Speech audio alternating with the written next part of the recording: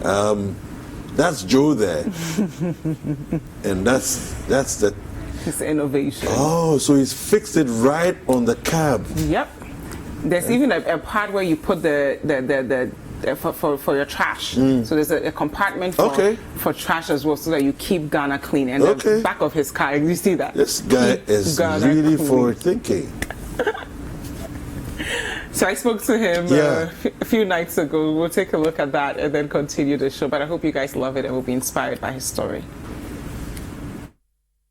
The coronavirus pandemic has brought the world to a standstill. But in Ghana, the closure of our borders has given way to a demand for locally produced goods that has led to the evolution of local inventions. Ernest Joe Aqua is the creator of the Taxi Water Tap, a product that provides running water and soap to passengers before they board our local taxis. We learn more about his invention now.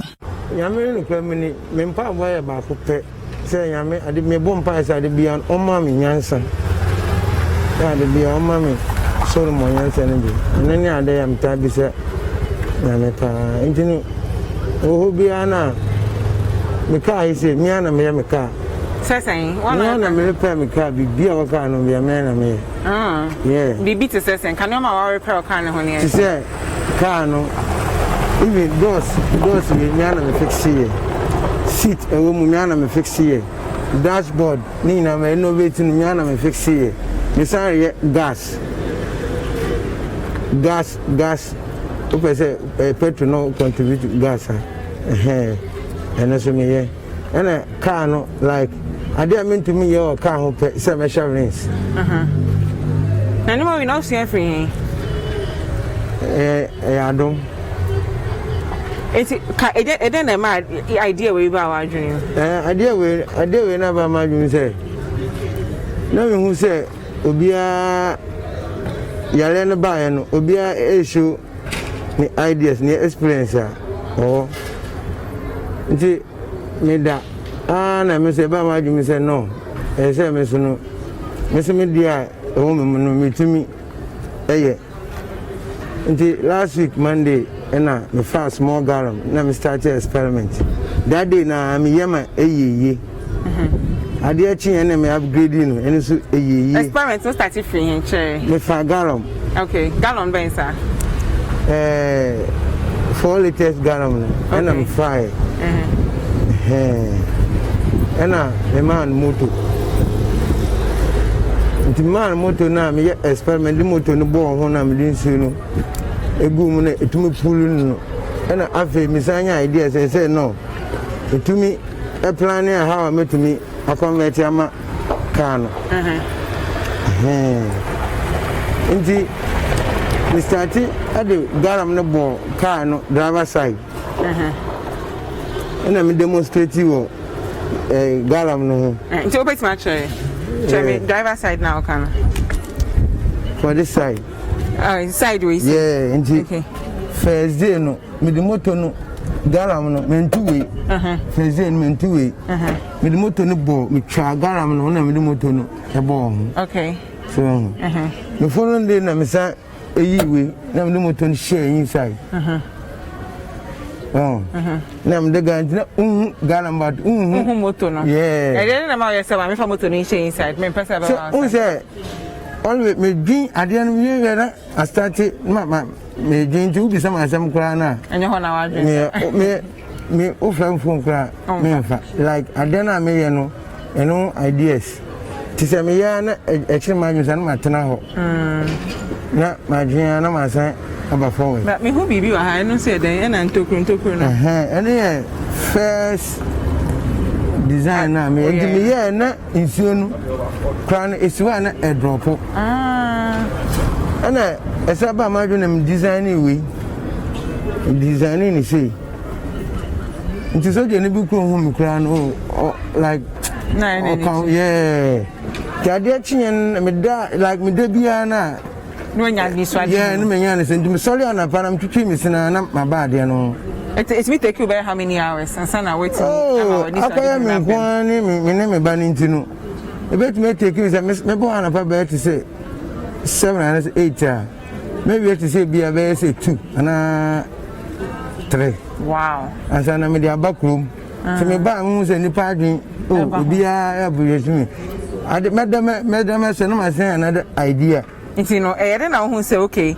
Me de from 4 liter gallon na me de bo ha no. Me dey what other side no idea no connection. Third day now. Me change motor na gallon no ko afi na wa ha no. Any a second day the third day no. Me sorry ana pa na me do me say na mbo mpa ya mpie na na me ba ha. And a delay me pa how me designer there a delay me at least I no crown me we be almost be we have a trainer me go actually any sign na a delay o sir me you know send idea no be to me I nice send obi ahu a me ni beji idea no it started then how they started first me the idea we okay and chima okay yeah idea me people more than 6 years. Wow. 6-7 years. Ebebu me calculate kra na ebebu. 2 years the same. Inti eno na me started the experiment. Okay. Design ya inti o sha ha kra na de bi hwese. Ina no so me kwhwehwe no. Na onyae. Na me nyae. Inti me de be set here na hu se na afi de position na abo no. Nice. As I know, me man who's okay. I bet you. Wow. To me create a way na me test here. No one say, are you okay? Now I don't know to me test here because say, me test here na that I'm not gonna no say. Into man another tube. Okay. Now the long tube, yeah. Into buy na who say you can hold the manage young sa. Stop now, Bunny, and so they honestly. Oh, Mimi, I didn't balance. Hey, da. Come in here. One of the man is so wipe panel. One of the man is so obieki. My chance and statica. Into me chana. Oh, on your because on your no, I know. Meso, Marcus saying soon. Ba. Into the stressing me pa in soon is you are. Na, so eba. So. Internet me say adwin how met me e bleki nsuo no ti say adwenu nya fi he sa mo na me ya no na me tinki ti me tinki ana esi a ma experiment no ti me experiment na so se dipena and aba. Wow. It is Chemi. You also that first never gallon. Never gallon. Me demonstrate and we na hani okay no. And I say garam na boy say no garam no esa. Decided me say another experiment. And I'm copy ku for garam. Kakraka no. And I me drill na man moto no. Nti me this so good I'm test you for na esa mama film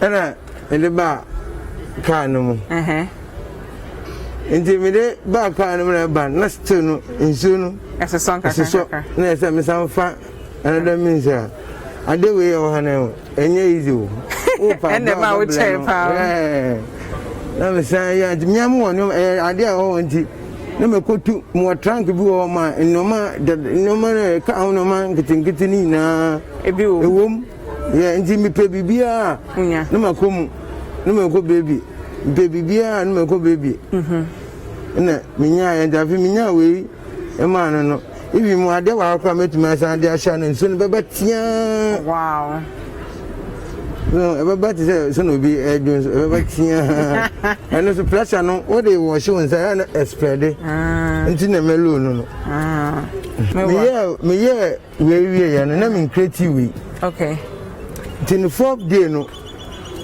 and I say no say no be papa obey tissue no me say ade agin no e say me say e creative dustbin na me creative we am the tissue e be say nti me ye we first me ye we first na ye no manage ye and I say ebaha na misa eyewe nti ni waza ni 5th day na say me neatness no misa address no man yefe na misa do we so no address him. Wow. So there you have it. That's the story of Joe, a taxi driver who has just about JHS level education but had a bigger vision and purpose for himself. He's been able to see that Ghanaians are outside now, we are mingling, and part of the problem is that we don't have access to soap and running water when we are moving from one point to the next. Instead of him waiting for someone to find a solution, he took it upon himself to spend days inventing this simple solution that will save millions of us by keeping us all clean. So I already have my liquid soap in my hands and we're going to do it now. Joe, are you ready? Yeah. Okay. Am I ready? So as you can see here, I'm washing my hands thoroughly before I enter the car, so I don't spread whatever virus I might have to the other passengers. Prior to this, the only option I had was my hand sanitizer. So Joe, show me okay. Thank you. And then he turns it off. I pick my tissue to make sure that my hands are clean. If I want, I can use the same tissue to just open the door. Put it right here to keep the environment clean. And then get in the car. And off we go.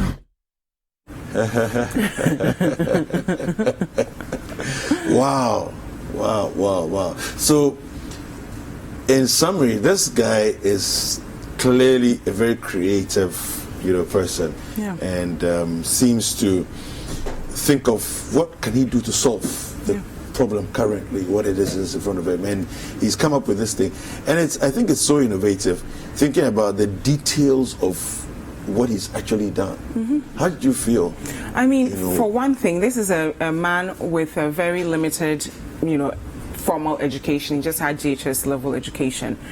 Zero resources. You could hear him saying that he picked up scraps of things from years ago, and as he's seeing them, he would think, how do I solve this problem?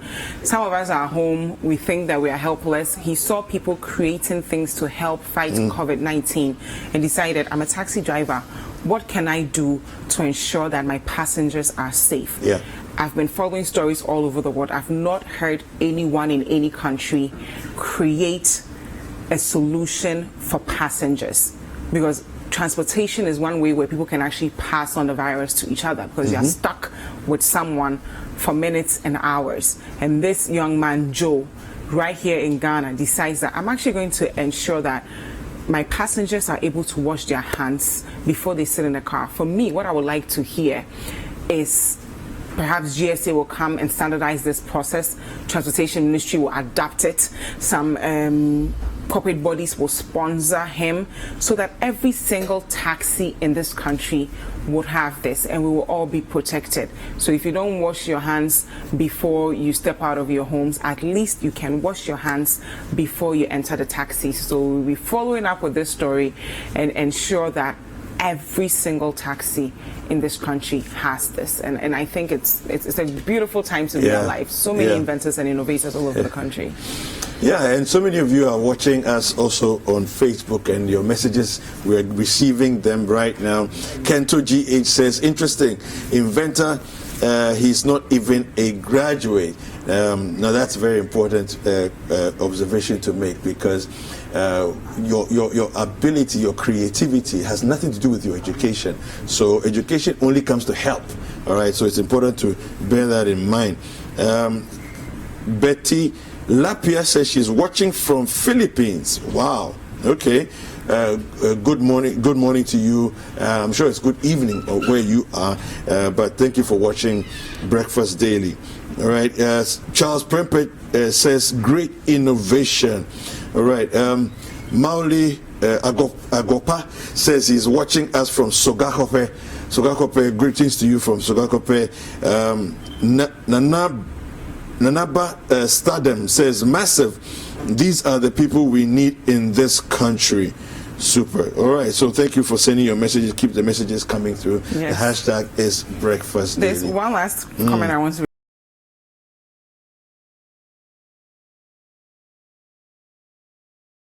Although the president has lifted a lockdown, and I think this is a great way to actually, solve this whole COVID problem since we are all out now. Yeah, absolutely. Well, we do have some other people who, what we're trying to do also is to celebrate everyone and anyone that is doing something, not just inventive, but also just to help, in a human way, showing humanity. And we have a lady who is a queen mother. She's Na Juyo Chofayelo the first. She's the Kwashiman Manye, and she's joined us on Zoom. We'll find out what she's doing to help her community. Good morning now. Queen Mother, can you hear us? Good morning. Good morning. How are you? I am fine. Thank you so much for being with us. Yeah. So, Thank you so tell us a little bit about your project, what it is that you're doing to help people fight this coronavirus. Okay, so myself and a group of queen mothers from Gadangbe or Greater Accra decided that we would do crowdfunding, so that we will give relief items to people in the vulnerable brackets during the lockdown and even during this partial lockout. Okay. So what was it that inspired you to go down this road?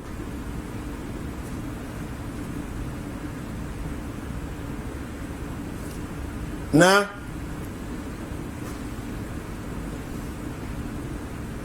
So throughout our conversation with the Queen Mother, if you have any questions for her, let us know with the hashtag Breakfast Daily and the WhatsApp line 0550-585-832. If you're outside Ghana, the country code is +233. I think it's so commendable for all these Queen Mothers to come together, to unite as one and say we're going to take charge of our communities. We're going to crowdsource and provide them the resources that they need. I mean, some of the campaigns they've done, they provided water, bags of rice, oil. They really went to the community. And I think these are some of the grassroots solutions that we need in the country. Average Ghanaians, some of our leaders being inspired, our traditional leaders being inspired enough to say, I'm not going to wait for some minister or some MP to come here. I live in this community. I know the people who need our help the most, so I'm going to go to them and help them. I think it's so important because, you see, a lot of the times we've become this kind of people where we say, wait for government, wait for government. Everything's about waiting for government. Anyway, now, hello. Yes, welcome back again.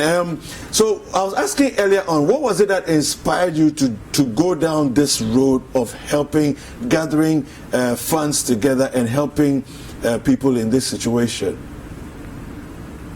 Okay, this is me. I've always been like this. Okay. And I think the other queen mothers who decided to join me are also like me. So we are all like-minded, and we felt the need to reach out to the less privileged.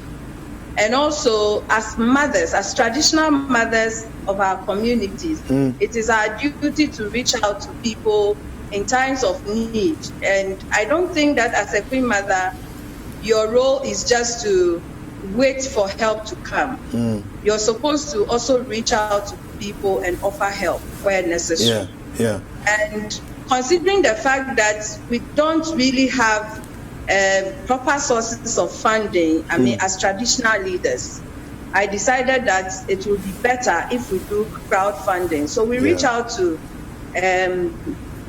philanthropists and, I mean, individuals who wanted to help our cause. And we raised some money. And that is how we started. We added our own money, and that's how we started the new project. Super. So what are some of the, if you can just help us to understand the scope of work you've been able to do with the monies that you raised. Just give us a sense of what you're able to buy, who you're able to reach, and so on. Okay. So our goodie bags comes with 1 olonka rice, 1 olonka gari, then 2 cups of sugar, 2 tins of milk, mackerel, tea bag, and bread. And then we give you a bag of sachet water. So for every recipient, this is what the person gets, plus a liter of cooking oil. Now we have been able to, we went to La, we went to Pashima, we went to Oshie, we have been to Bese, we have been to Abola, all within Gamashi. We are looking forward to going to Asren, and then the other 4 other clans that form the Gamashi or the Ghana traditional council. So, Queen Mother, we know that you primarily focus on the elderly in these communities. Why did you choose them, and what's the feedback you've received from them after you give them these nice donations? Okay, so we realized that this category of people, they are unable to step out to even receive whatever government or other groups are sharing. Because we went to the grounds and we noticed that when the things come, there's always a struggle. So it's more of a survival of the fittest. These aged can't, struggle. The disabled can't struggle. And same applies to the nursing mother. You can't back your baby and go struggling, and you can't leave your baby and run after food. So we decided to help these categories of people. And from pictures and videos, we felt fulfilled, because we realized that, but for our interventions, some of these people haven't even received a bottle of water out the lockdown. Well, thank you so much. I think you've done an amazing job, and what you're doing, not just by yourself, but also galvanizing other Queen Mothers to come together, and all of you doing this together, I think is an amazing thing, and you definitely need to be applauded for what you're doing, and keep on doing the good things that you're doing. And thank you for joining us this morning on Breakfast Daily.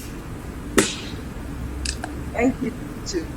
Thank you very much, and thank you at home for staying with us. We have a lot of feedback from our Facebook so page. Many messages. To read some of the comments. Yes.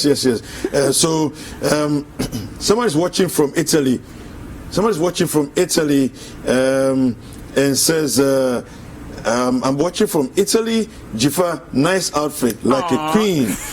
May Almighty Allah bless both of you for doing a good job for Mother Ghana. God bless you too. Bismarck Choda says, watching live from Birmingham. Keep up the good work. King Stewart says, I think we should stop saying he's not educated and focus on the talent that he has. That's all. Well, I think the important thing is to remind us that without a formal education, he's still able to do an amazing thing, and that's the important thing that for me it's important for us to focus on. Chibuke from Nigeria says, I am a Nigerian watching from Nigeria. I am really amazed and excited about this innovation by a fellow African man. It is highly commendable. Kudos to him. Yeah, fantastic. Yeah. Well, thank you so much for all the messages that you're sending us. It's a fantastic experience for us to enjoy this, sharing this with you. Breakfast Daily continues after this break with newspaper review, and we have a lot that's coming up for you throughout the show. So don't go anywhere. Remember that hashtag is Breakfast Daily. The WhatsApp line is 0550-585-832. My name is David Kwekusechi. And I am Jifai Pia Amatam. We'll be right back.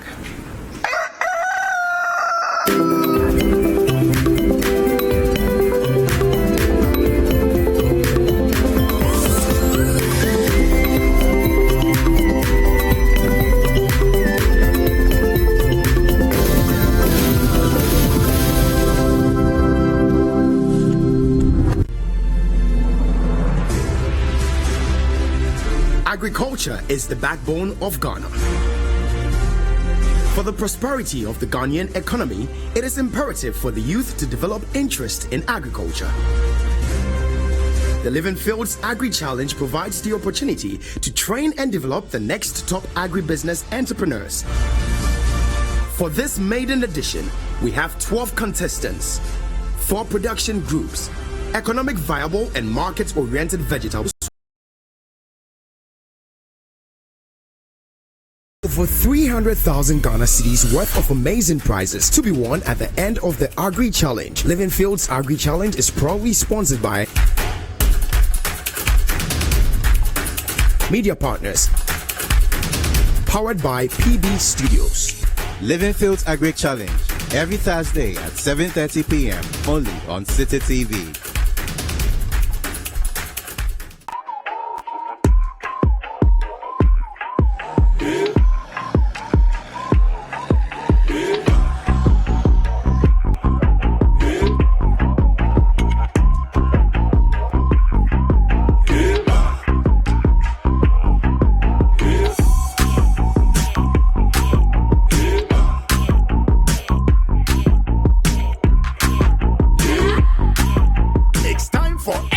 Extra data, extra minutes, and extra unlimited calls.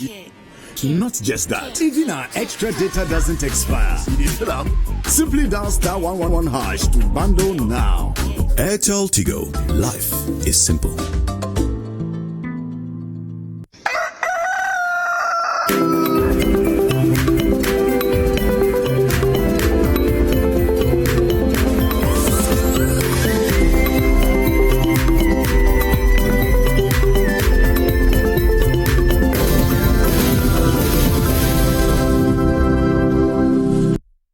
Welcome back. This is Breakfast Daily on Citi TV. Thank you so much for staying with us. We'll take a look at our newspaper headlines, then our online stories, and then introduce our guest. We'll start off with the New Crusading Guide.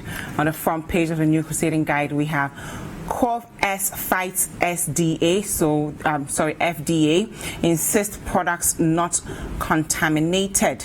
So that's COFS fights FDA.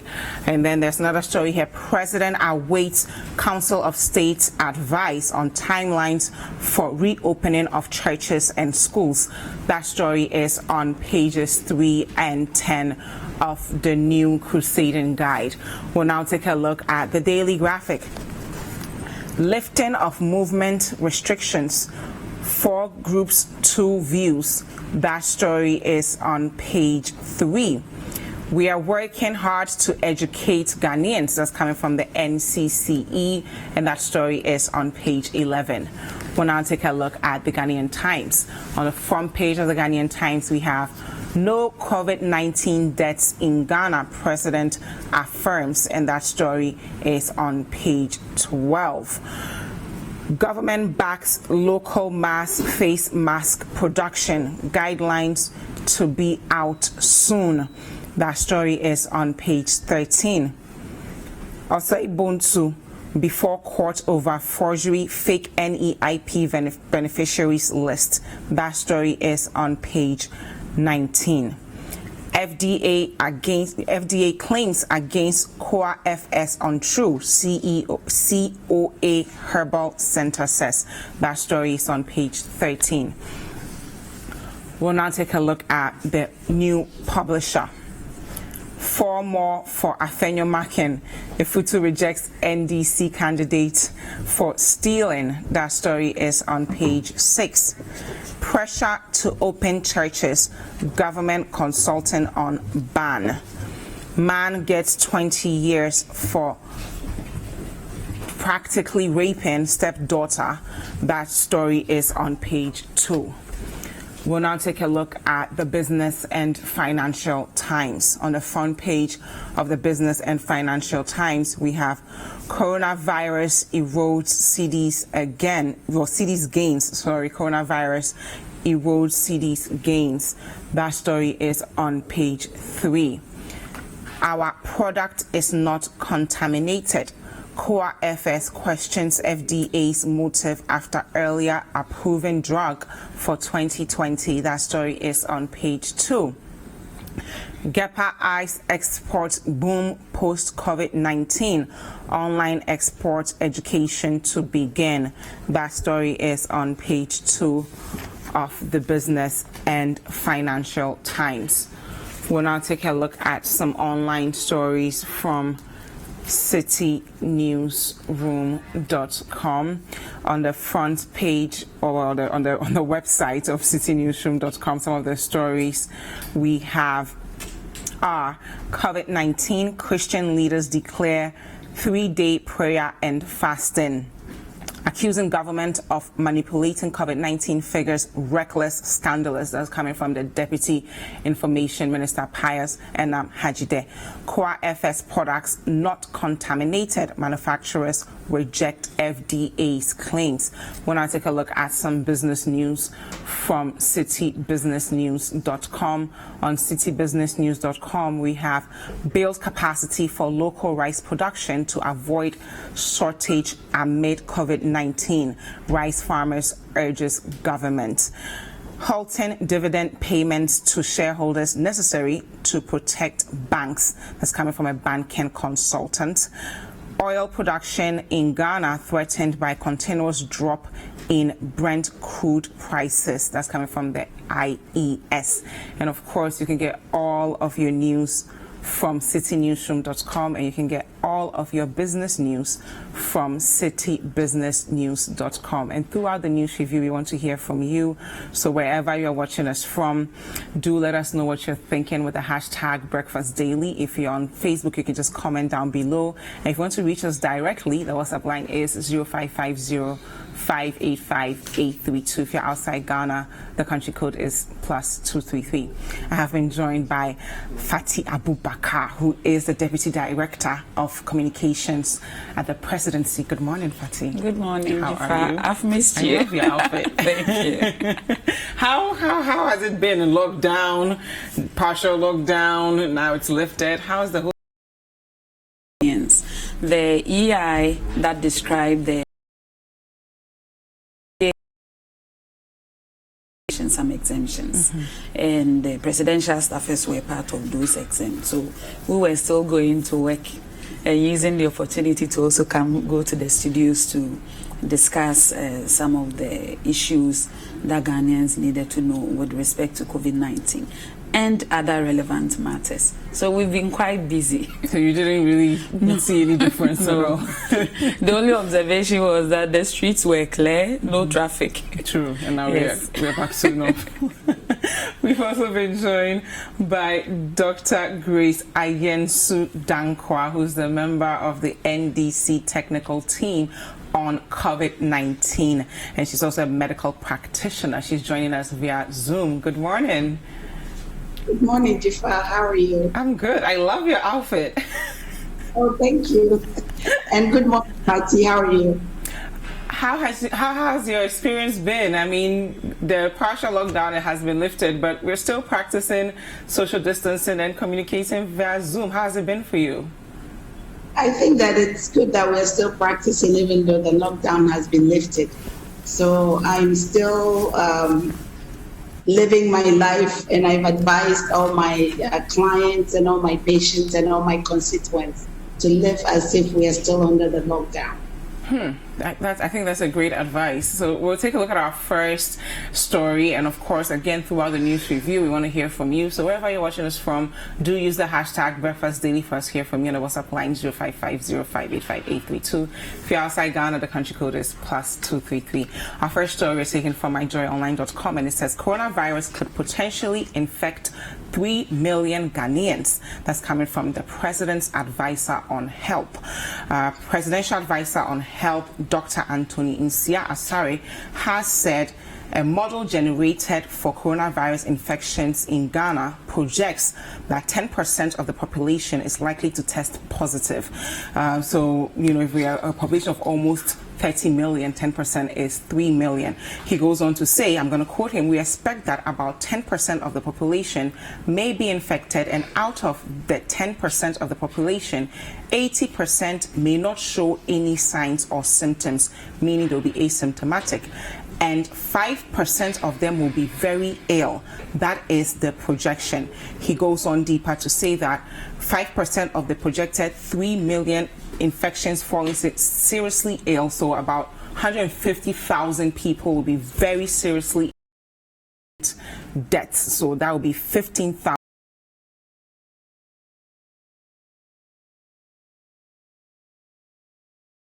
So I'm going to quote him briefly. If you look closely at the cases that we are seeing, the cases that are getting critical are very small. It means we have a situation where this hypothesis may be the case in Ghana. So Fatih, I want to start with you on this. So, you know, when we were less than 200, we had a partial lockdown.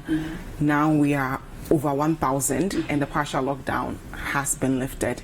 And Dr. Nsiah is saying we may, by the projections, have 3 million people, you know, testing positive, 150,000 of them being critically ill, and perhaps 15,000 of them dying. Your thoughts on this? Okay, Jifa, first of all, I would like to state, as everyone knows, that when it comes to this pandemic, it's a novelty. No single country or researcher has a vaccine. Neither do they have a template that has worked for other countries more than others. So we don't have something that we can say this is the benchmark. Every country making policies, the countries making policy do not have the benefit of testing their entire population. This means they would have to do some forecasting, mainly based on modeling that people have used in other infectious diseases. So when you are doing those kind of forecasting, it means you must even look at your worst case possible.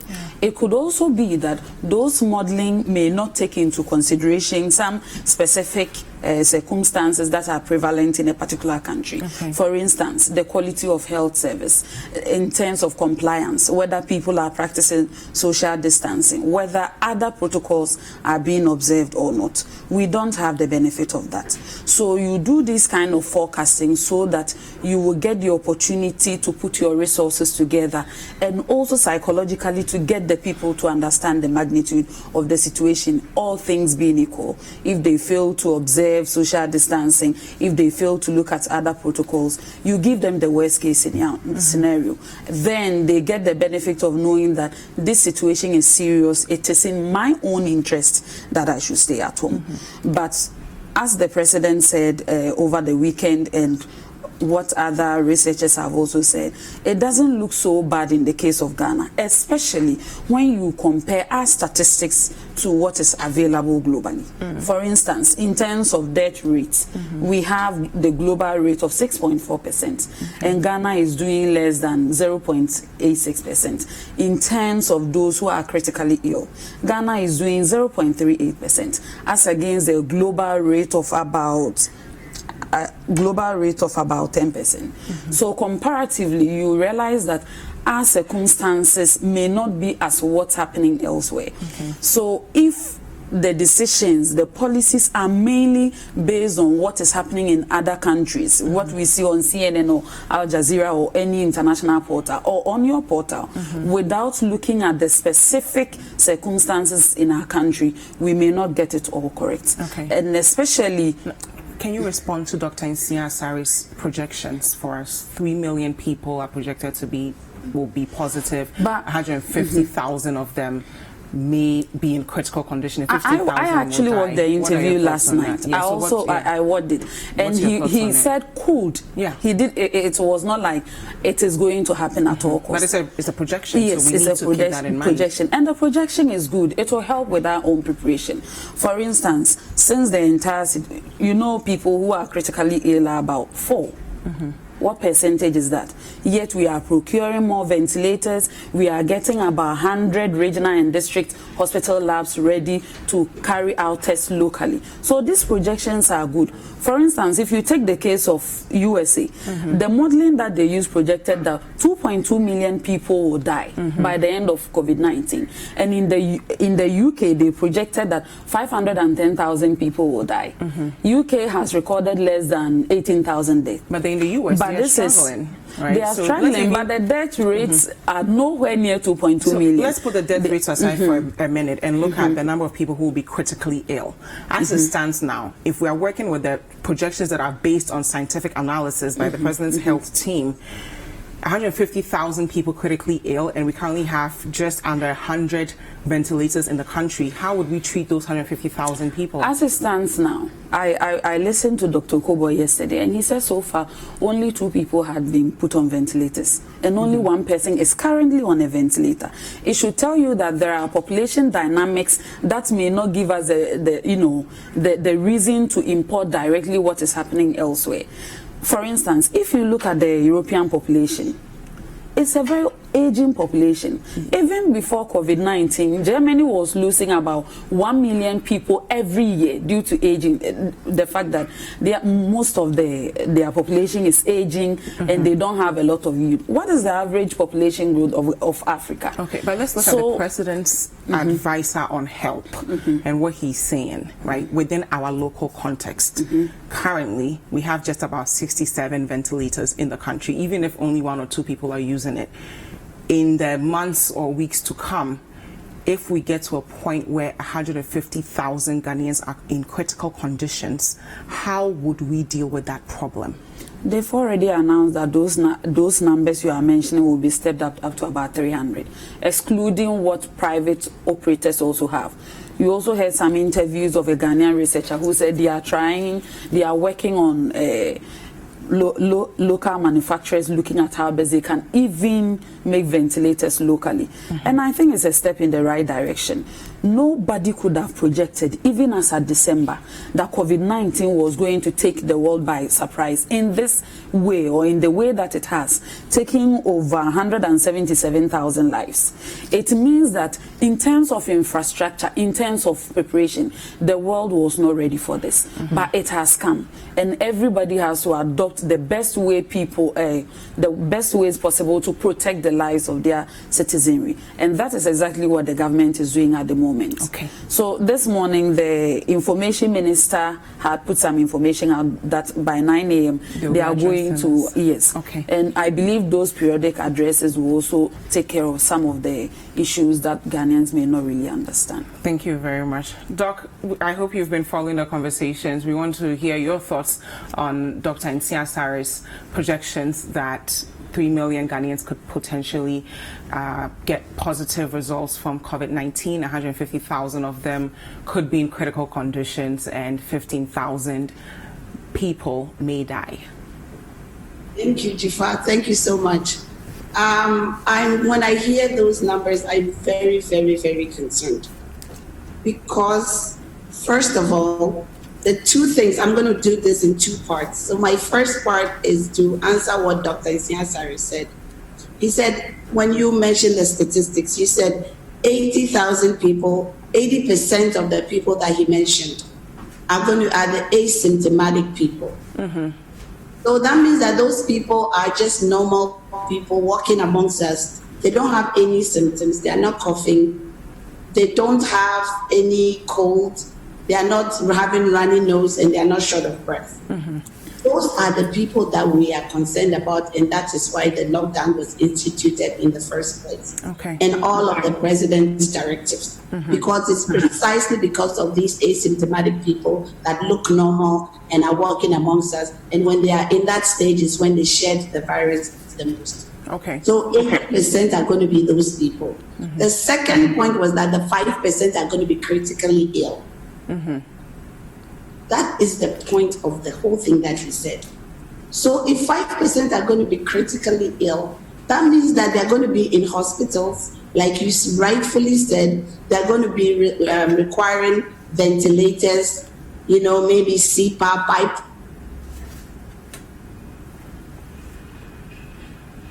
To people. Or what has the government done, knowing that he has these projections? What has the government done to address these issues? Let me tell you something. I'm in the Western region. The whole entire region does not even have 1 ventilator. What's the current positive cases in the Western region? Because, the production of ventilators will have to do with... Please go ahead. is 1%. I'm using the Dr. Nsiasari's own numbers that he has given us, the 5%. Mm-hmm. He didn't break the 5% down into regions. Okay. So I am saying that if there's 5% of us going to, which is 50,000 people, you said, right, are going to be critically ill.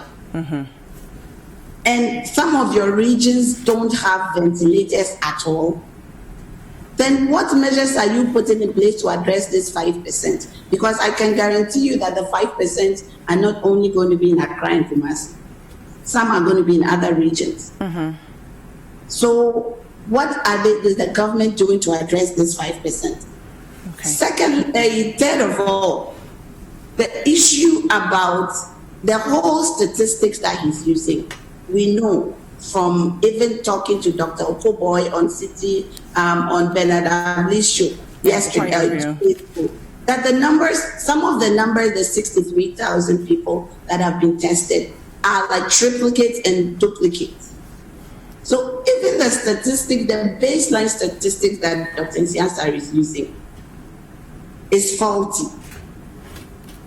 Okay. So the whole statistics is faulty, and we can see what is happening in America, what is happening in Italy, what is happening in France, what is happening in Spain, what is happening in the UK.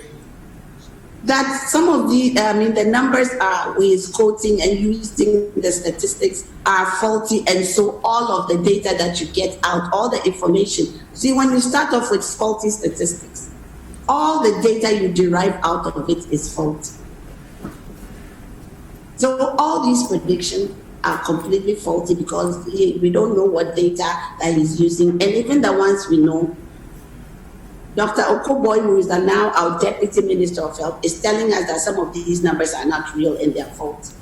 Well, I don't think that's exactly what he said.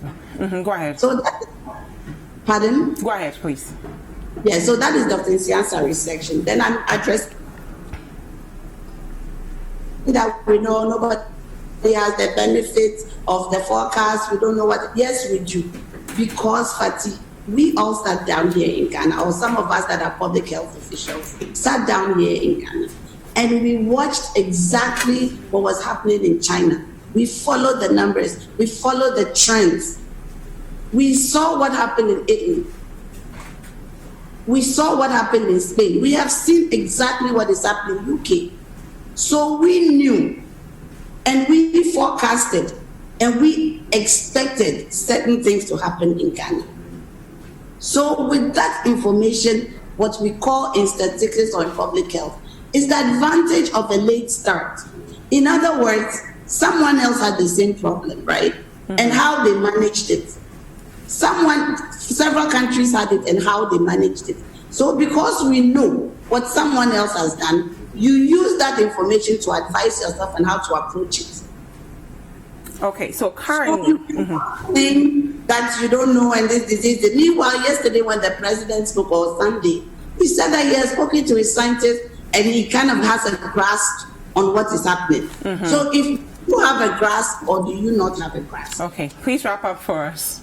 Third of all, you're saying that, so if you know, you've predicted all these numbers, that 15,000 of us, or 10%, or 3 million people are going to test positive, then you are saying that because you know that number, why then have you lifted the lockdown? Because the only way, as Fatih said, is that the social distancing, the lockdown, us being in the room, not interacting with each other, going to work, going to the market, it's what is going to help us decrease these numbers that Dr. Nsiasari himself has put out.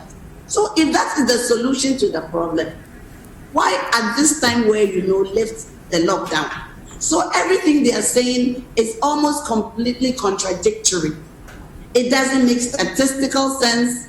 It does not make logical sense, nor does it make scientific sense.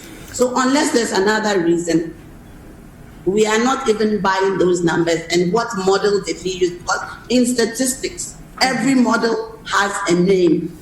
Okay. Every projection model, there's a specific projection model you use. You know where your curve is going, and that is how you do predictions. So he should come and tell us what models he used and how he arrived at these predictions, because they are grossly inaccurate. Okay, so I'll let Fasi answer all the points you've raised. But before that, when we look at Ghana's current state, we have 1,042 cases, 934 active cases. 99 of those people have recovered, and we have 9 deaths, which is relatively low compared to what other countries are dealing with. So shouldn't we have some faith in our ability to fight these projections, considering that we're handling it well currently? The only way you have faith or you believe in the numbers is how the person, the only predictor of future behavior is past behavior.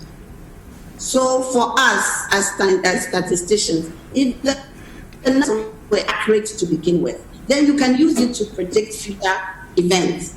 But so far, they have told us specifically that the numbers that they're using, some of them are triplicates and duplicates.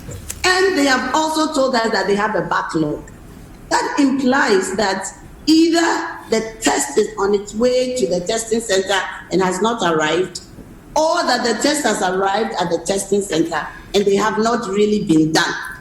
Okay. The president, yes, that is what the backlog means. Okay. So the president has said that there's almost 60K or 6K, tests, or maybe 11,000 tests that are still pending, what we call pending, whichever route it's on. Those numbers are still pending. Mm-hmm. So until you know those numbers and you know that you have a backlog, sometimes it's even a weak backlog. Okay. I keep using the Western region as an example. We had one person supposedly testing positive. Up to today, this was last week, up to today, we don't even know how many contacts of that individual that are being followed, how many of the contacts has been tested, and how many of the contacts has either tested negative or positive. So let me tell you something. In statistics, once you start with wrong data, everything you churn out of that data is going to be inaccurate, and you cannot rely on that information to do anything.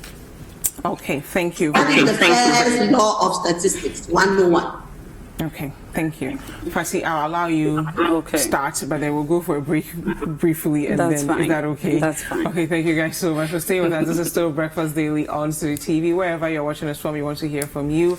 So use the hashtag Breakfast Daily for us to read your contributions to the conversation. If you want to reach us directly, the WhatsApp line is 0550-585-832. If you're outside Ghana, the country code is +233. We'll be right back.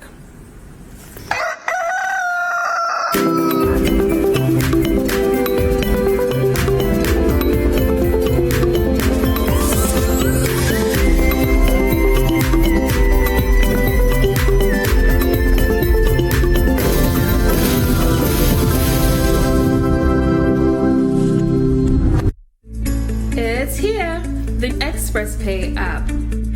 More social, more power, more services. Experience a cooler way of payments with exciting new features. Want to go social? Upload a cool image to add a personal feel to your account. Payments are even more seamless with an enhanced process. Mark some accounts as favorites so they are super easy to access. Even cooler, view payment due dates and check remaining balances for your favorite accounts. Want to repeat a payment? Do that right from the History tab. Have all your money in one place with a sleek look and feel. Bank Direct has had an awesome makeover. You can now send money instantly to 22 banks and counting. Express Pay, payments simplified.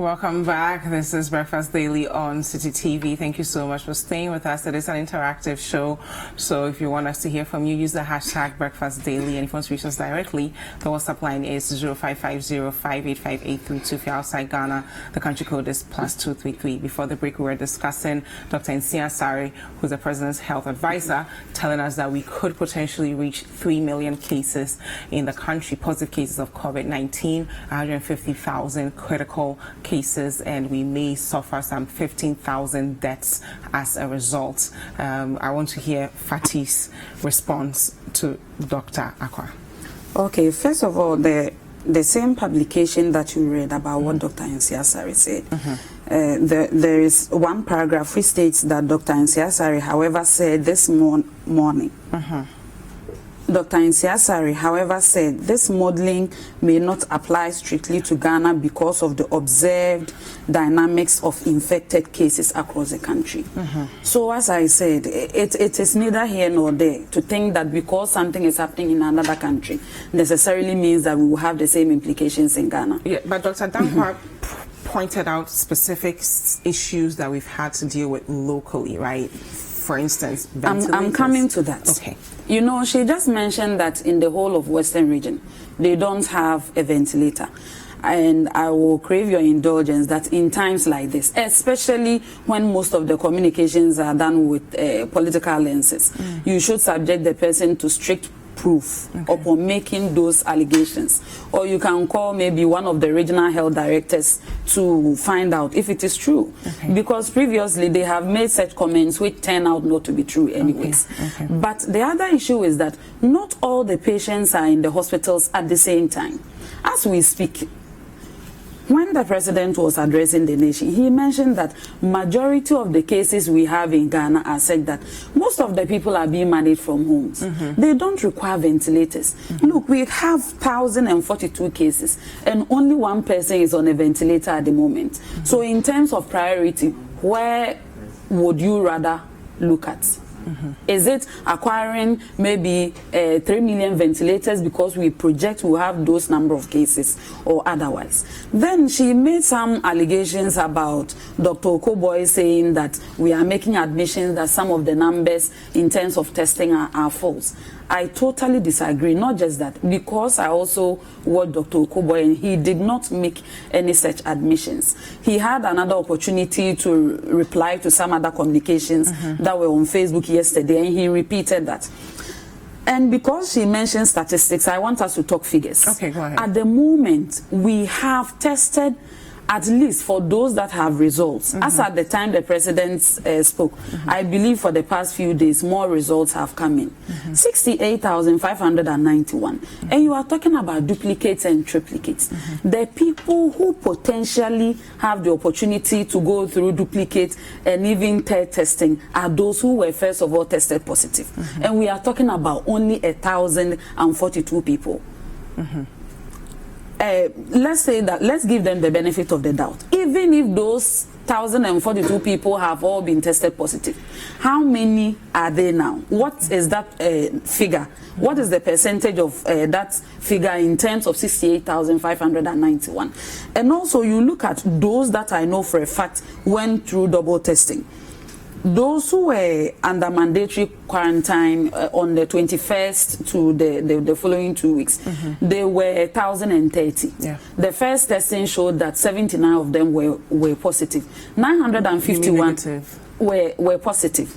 79 were positive during the first testing. 951 tested negative. There was a subsequent testing for only the 951. So at the end of that testing, if you put all those figures together, the double testing for the entire team on mandatory quarantine was up to 1,981. Then you talk about the 99 people who have recovered. Even if all of them have gone through 3 testing, first positive and 2 negative, that brings the total of that number together with the 1,981 to 2,278. That is a fact that you can say that these people have been tested twice or 3 times. If you talk about duplicates and triplicates in terms of 68,591. It presupposes that, oh, okay, maybe government cooked some figures from somewhere, and then maybe they tested 20,000 or 30,000 individuals, but they've tripled the number. That situation cannot be the case. Then you also look at it in the context of what the World Health Organization directions are when it comes to testing and recording of testing. Is Ghana doing anything different from what the other countries are doing? The representation of figures for other countries are the same as the representation of figures for Ghana. And so that argument on its own is flawed. Then they spoke about the capacity.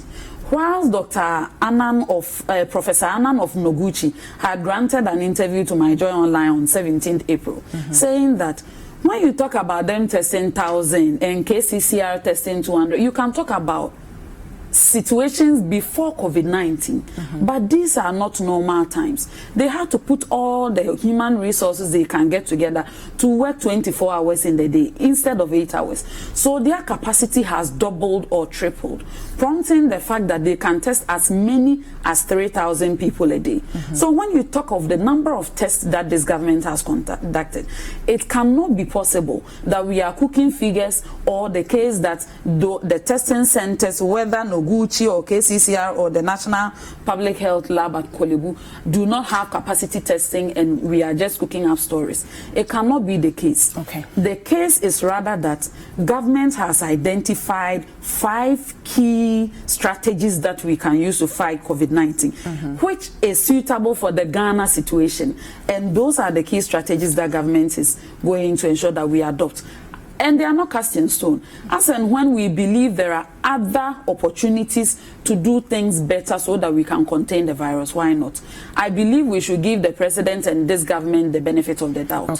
Looking at the kind of strides they've already chopped. So let's look at point 3 of the 5 key strategies, which is provide adequate care for the sick. If we're going to just take the 150,000 people who could potentially be critically ill, if we're going to take them as a case study, and our current ventilators are under 70, you're saying we have the potential to even perhaps bring in 300 ventilators.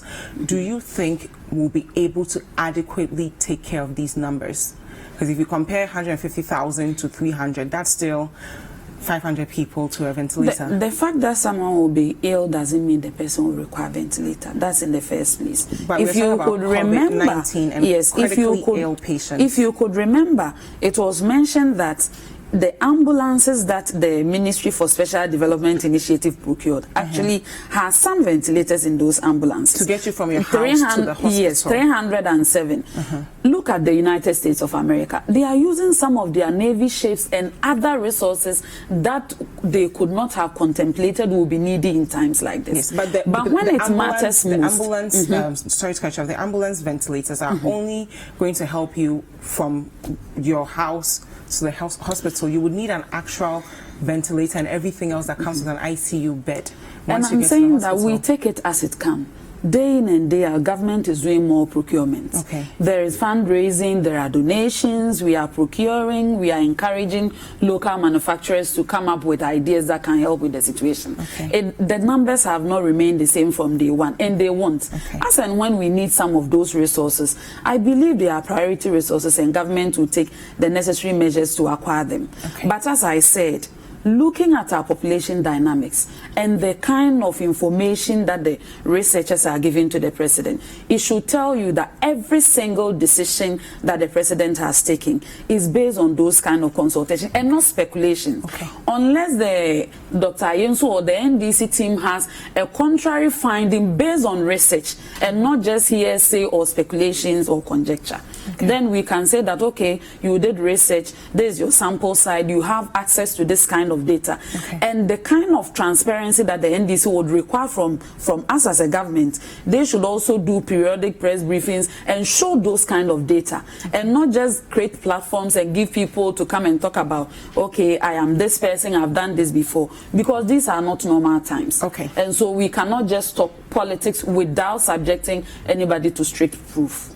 Thank you very much, and we'll be hearing. I'll let us briefly hear the doctor's response, and then we'll move on to our next topic. So, Doc, briefly, your response to Fatih.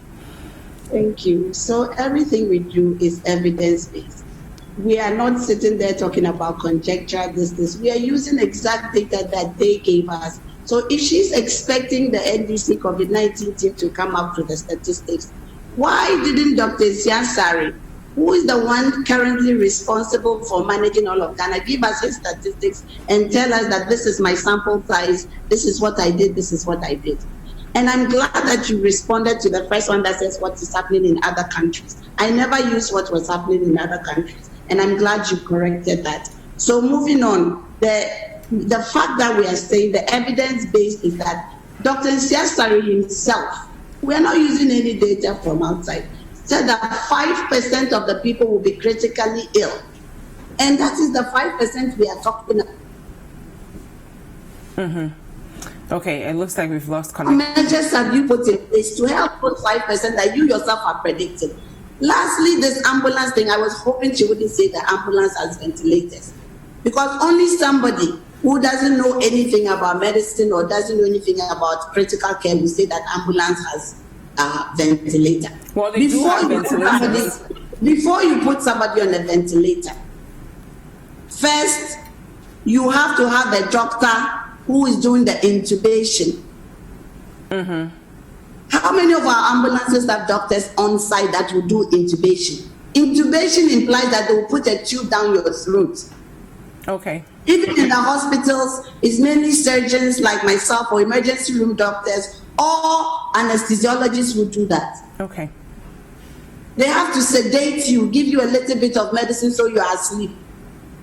They have to stop your muscles from moving. But we know that we've added the retired health professionals on. Some of the people who have recently graduated are also coming on. So when it comes to manpower, don't you think that we'll be able to handle these complexities? And you have to have a license to intubate someone. How many people have that license on an ambulance? Okay. Second of all, the ventilators they are talking, I don't know what they are talking about, because on the ambulance, even if, let's assume, let me give the benefit of the doubt, that you have a ventilator.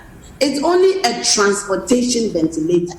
The one that she's referring to, the U.S. military on the ship, these are real critical care ventilators. So they are not some temporary ambulance ventilator. So you cannot even count that number and include that in. When we talk about ventilator, we're talking about something completely different. So let's not mix two things. But if there is no doctor that I know in Ghana ambulance is a fully licensed doctor who is doing an intubation. On an ambulance, they don't have midazolam, which is the medicine that will paralyze the patient. Yes, but Doc, if you look at the current case, Doc, if you look at the current case, majority of Ghanaians who are positive are asymptomatic, and their conditions are actually mild, right? So shouldn't that say something for us that we may not even have to get to that point where we'll depend on ventilators the way other countries have? But we know that already. We know that in COVID-19, when 10 people get it, only 8 of the 10, maybe maximum 7, 3 of the 10 or 2 of the 10 will require critical care. We know that. But Dr. Siansari is saying that 2 or 3 are the 5% that he himself has projected. Okay. So I'm using his 5%. I'm not bringing any data from anywhere. Okay. I'm using the data we have at hand. Okay. 3 people out of 8 will be critical care. And he's saying that he has used models that are predicting that out of that 3% that will go to critical care, there are going to be a total of 5% of Ghanaians who are going to be critically ill. Okay. So I'm only saying this based on that 5% that are going to be critically ill. Okay. What services have been put in place for that 5%? Okay. Because like I'm saying, in my region, and I'm not lying and I'm not using any, call the health director, you've gone to the hospitals and... Yesterday, I was in Efian Kwanta yesterday afternoon at 2 p.m. as the antenatal nurses. I went to give them PPEs, the mask and some gloves myself at 2 p.m.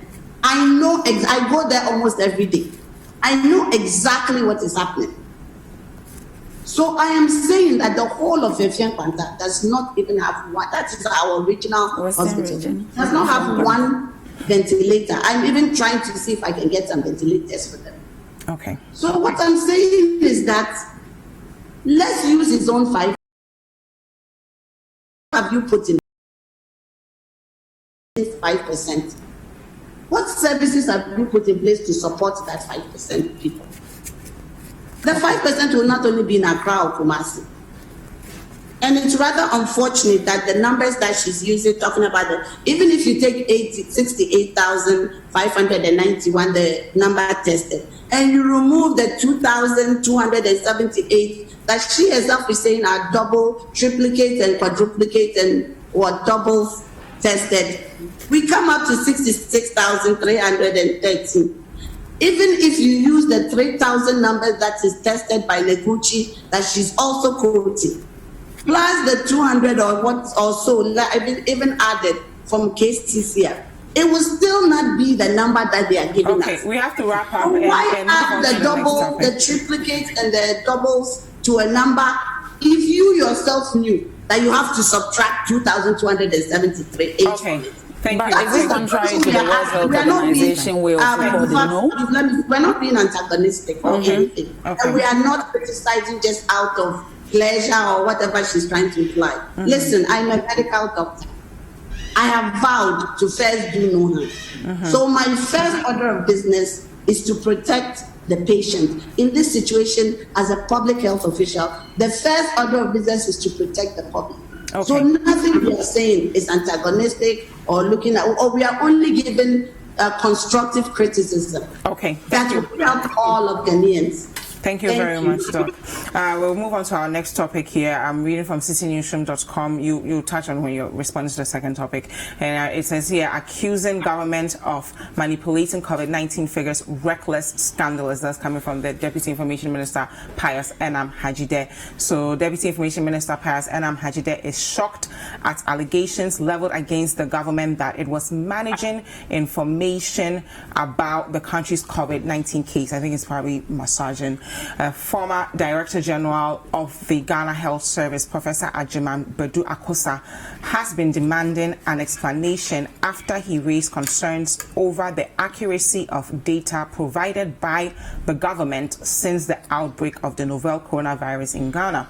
He also alleged that Ghana's current case count of 1,040 had already been published on government's dedicated website for COVID-19 cases, but was deleted and changed minutes after, thereby raising suspicions of data manipulation. So we spoke to Honorable Hajide on Eyewitness News, and this is what he said in response to Professor Akosa's allegations. I am particularly scandalized hearing that a man of the standing of Prof. Akosa will allegedly make those statements. I'm scandalized, and to accuse the government of managing the figures without providing an iota of evidence, I think for a man like Prof, it tarnishes his image and is below the belt. It is unfortunate that senior persons, especially in the public health space, will be making comments that one may want to characterize as quite reckless. I think that it is unfortunate that points that some figures were momentarily published and deleted. I don't know where it is coming from. So he goes on to say that the professor may be falling for fake news, amongst others. Fatih, your thoughts first on the concerns the prof raised, and then the Deputy Information Minister's response to those concerns. Okay, first of all, I had the benefit of watching the interview on Eyewitness News. Yes. And after that, I said, okay, maybe he has some point. Let me go and look at the videos or other interviews that have been granted by you're talking about points of view with Bernard Agui, yes. With Professor Then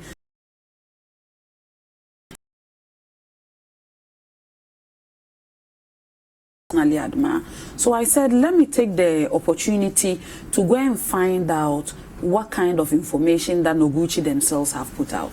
It turned out that before the issue about their capacity to test the kind of numbers that we were churning out was neither here nor there. Because before COVID-19, their working hours per day was 8 hours. So if they were testing 1,000 people every 8 hours, which was what they could test for a day.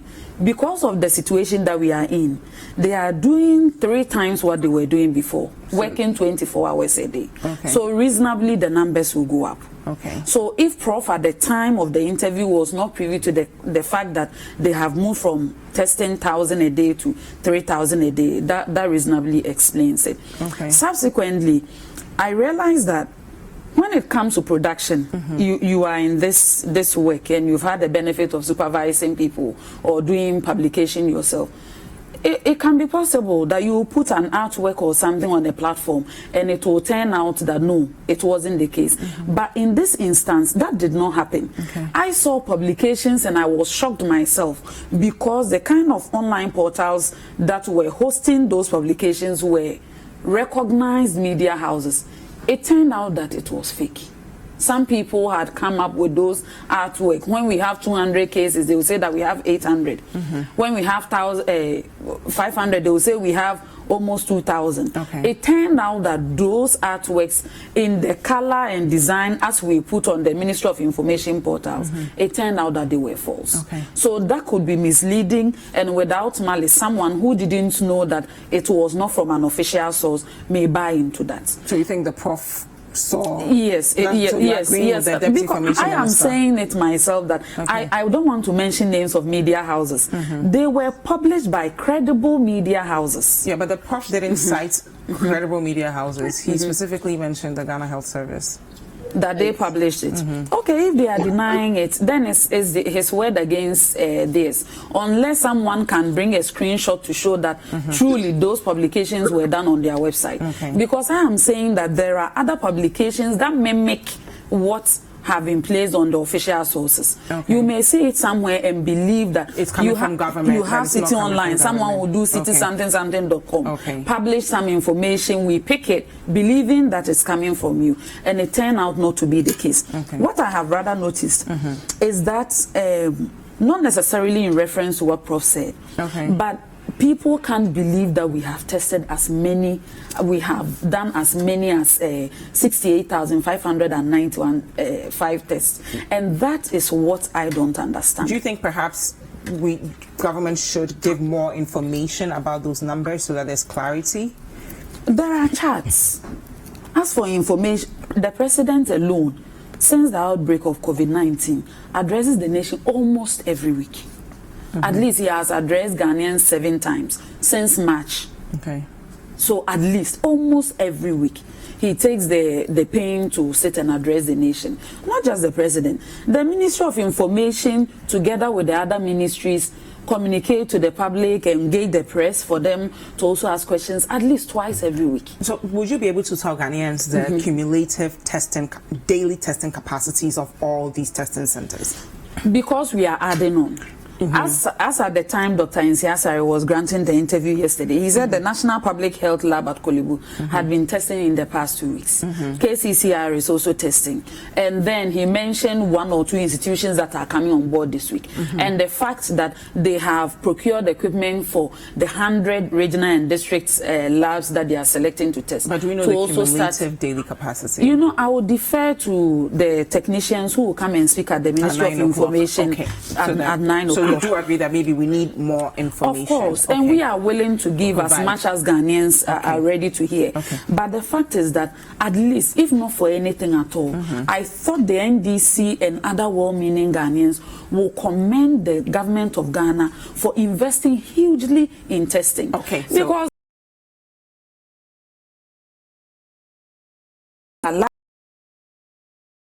COVID-19 are those who are investing in testing. The more you have specific knowledge, the better you will do. Look at a situation whereby Nigeria has tested only 7,800 people for a country that has a population of 206 million. I have to as wrap compared you to Ghana. Francis, you know, we hear from Doc. So Doc, your thoughts on the Deputy Minister of Information responding to Prof and saying he may be a victim of fake news because the numbers that we're getting from government, they're actually accurate? In all, everything that we see, let me go back and say that those of us on the COVID-19 team, we really mean well for the country. This is never a thing against the government or anything like that. Professor Costa, what he said is true. He's a reputable person. Some of us have the Ghana Health Service website on instant notification on our phones and our devices. So as soon as there's an update, we get notification because we need those numbers to make informed decisions. So this thing that Professor Costa was saying is true. It came and then it was removed. And for Fati really to sit and say that it must have been some person and it's not an official website and somebody made a mistake, or I don't even know what she's trying to say and trying to justify this thing. It's rather unfortunate, very, very unfortunate for a country in the middle of a global pandemic. Using her own, so let me ask her, or let me say this, Dr. Koboy, did he admit or did he not admit that some of the numbers were triple and double tested? He did. So nobody here is lying. We all watched the point of view. So we saw it, we heard it. So if he admitted that some of the numbers were double and triple, why didn't the government remove those numbers that were double and triple and tell us that in the beginning? Why does somebody as reputable as Dr. Akusa have to bring it up? Dr. Jewapia said the same thing. We have seen the numbers. We are following Ghana Health Service website. Nothing goes by that we don't see instantly. So nobody here, starting from Dr. Jewapia, starting from Dr. Akusa, the COVID team is lying about anything. So let's establish that what we are saying is completely factual. So, and then she's giving an excuse that somebody cannot make a mistake in Ghana Health Service website on global pandemic that even all the WHO, everyone else is following. So shouldn't we be commending the government and using Fati's own numbers? Using Fati's own numbers. They put out 26,591. She's saying that the double and the triple is 2,000. Even if Neguchi can test 3,000 a day, and you add all the testing centers, total 5,000, it comes up to a different number than even the number that they are given. So the numbers are confusing, conflicting, doesn't make sense scientifically, doesn't make sense logically, and doesn't even make sense in terms of medical. So every number is different. I'm using Fati's own numbers. I'm not going to bring numbers from you. Yes, and if you minus 2,278 I was from making projections. If we are looking at you don't even get the mandatory quarantine and those who have tested negative after 2 tests. So that is not correct. Thank you, Doc. So we're looking at the visual now from the Ghana Health Service website. Our viewers are looking at it there. So on the 13th, you can see that we were, still below 100. That's 13th of March. Then we go up to about 200 on the 30th, and then we have a big jump from the 4th to 9th, and then from the 9th to the 14th. So Fati, if you can look at this for us, even with the 3,000 capacity from Noguchi and KCCI, how do we explain this massive jump that we're looking at? Let me tell you what happened with the jump. Okay. Even before we announced our first 2 cases, we were testing. Then we will come out that so far we have not recorded any positive case. When we start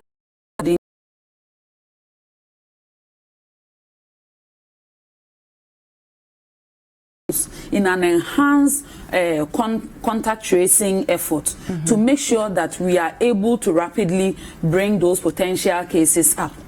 We started with small testings and all of a sudden did a lot of tests at one point in time. And government also cautioned that because we are doing this aggressive testing, it will also show that the more samples we take, the likelihood that we will get more positive cases. So at any point in time, when government announced that, oh, we have these figures, they also added that it is because now we are doing enhanced contact tracing, to the extent that the information minister even mentioned that if we go to a neighborhood and find a positive case, we try as much as possible to even test those who live in those neighborhoods, whether they have potentially come into contact with the positive case or not. So the moment we started the numbers, you realize that in the past 4 weeks, we move so fast that we move from thousands to 68,500 and that 591 that we are talking about. So the fact that we are testing a lot more people than most of the countries with bigger economies on the continent, most of the countries who really have maybe more numbers in terms of medical staff and all that, it's a good thing. It is because the government of Ghana is rather chasing COVID-19 instead of waiting for people to show symptoms and then we take them to the hospital before we check whether they are positive cases or not. Thank you very much. Fatih Abubakar is a Deputy Director of Communications at the Presidency, and Dr. Grace Ayensu Dankwa is a member of the NDC technical team on COVID-19 and a medical practitioner. Thanks, Doc, for joining us from home as well. And you are at home for staying with us.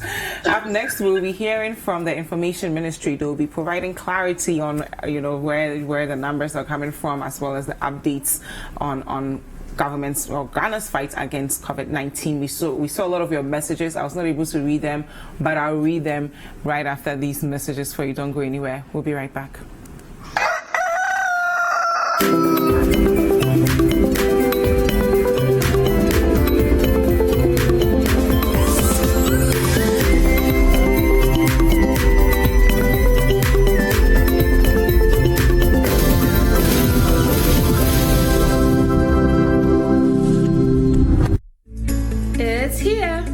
Express Pay app. More social, more power, more services. Experience a cooler way of payments with exciting new features. Want to go social? Upload a cool image to add a personal feel to your account. Payments are even more seamless with an enhanced process. Mark some accounts as favorites so they are super easy to access. Even cooler, view payment due dates and check remaining balances for your favorite accounts. Want to repeat a payment? Do that right from the History tab. Have all your money in one place with a sleek look and feel. Bank Direct has had an awesome makeover. You can now send money instantly to 22 banks and counting. Express Pay. Payments simplified. There is no promise we cannot keep. There is no commitment we cannot honor. There is no delivery we cannot guarantee. There is only one Bethel Logistics Company Limited, a licensed international freight forwarding and clearing agent, a trusted global brand with an extensive network for the movement of air freight and ocean freight worldwide. We are the trusted name for road freight into Western and Northern Africa. We are fully accredited by Ghana Customs and Excise. We cater for all your freight forwarding, customs clearing and forwarding, cross trades, inland transportation, internal cargo tracking systems, customer freight costing and consultancy, cold chain logistics management, logistics and warehousing, quality inspection, and much more. In Accra, Tema, and Takrady, we are always available to ensure easy movement of cargo countrywide. Call us on 0204-528-900 or 0244-707-859. Email info@bethellogistics.com. Locate us in Accra at North Ridge, adjacent Accra Girls High School, or in Tema at Community 4, or in Takrady on the second floor of the GCB building. Website bethellogistics.com. Bethelog, experts in shipping logistics.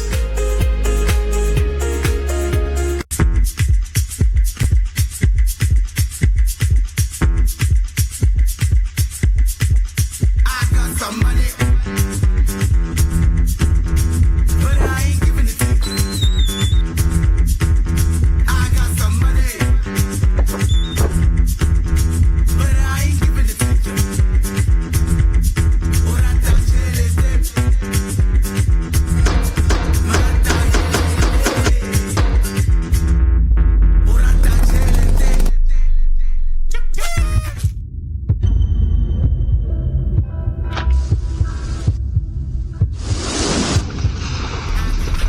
There is nothing as hard as a diamond. For buildings with superior strength that withstand all weather conditions, Diamond Cement should be your preferred choice. Locate Diamond Cement nationwide with factories in Aflao, Takrady and Bupe. Diamond Cement, as hard as a diamond. Imagine if you can get all the understanding on some of the difficult subjects you struggle with in school. As a student, do you feel dissatisfied with how hard it is to figure out a subject you're learning? Or as a parent or guardian, do you worry that your child is struggling to understand some of the subjects in school? Well, now you don't need to sign up for extra lessons or tutors. Simply tune in to Class Act, Mondays to Thursdays at 5:30 p.m. on Citi TV. Class Act is a show that seeks to enable senior high school students gain a much better understanding of what they learn in school. All you need is a TV, a chair, your notebook, and your pen. Get clarity on subjects such as maths, English, IT, and science. Class Act airs every Monday to Thursday at 5:30 p.m. on Citi TV on DSTV channel 363 and GoTV channel 182. Don't forget your pens, pencils, and your notebooks and tune in to Class Act only on Citi TV. Ghana is a beautiful country. There is so much of it you probably haven't seen, haven't experienced, haven't touched, haven't felt, haven't eaten. When this is all over, let's discover our land again with new eyes. Let's feel each other again. We are one people, brought together by destiny. Let's make that count. Let's show love for each other and our environment. Let's tell our stories, and let's watch and listen to our stories. There will be so much to tell. Ghana is a truly beautiful country. Be Ghana, stay in Ghana, experience Ghana, make Ghana great. And we will invite the world to come and experience Ghana too. But for now, stay home. Brought to you by the National Film Authority. Supports the Stay Home and Discover Ghana Later campaign. This channel supports the campaign. God bless our homeland, Ghana.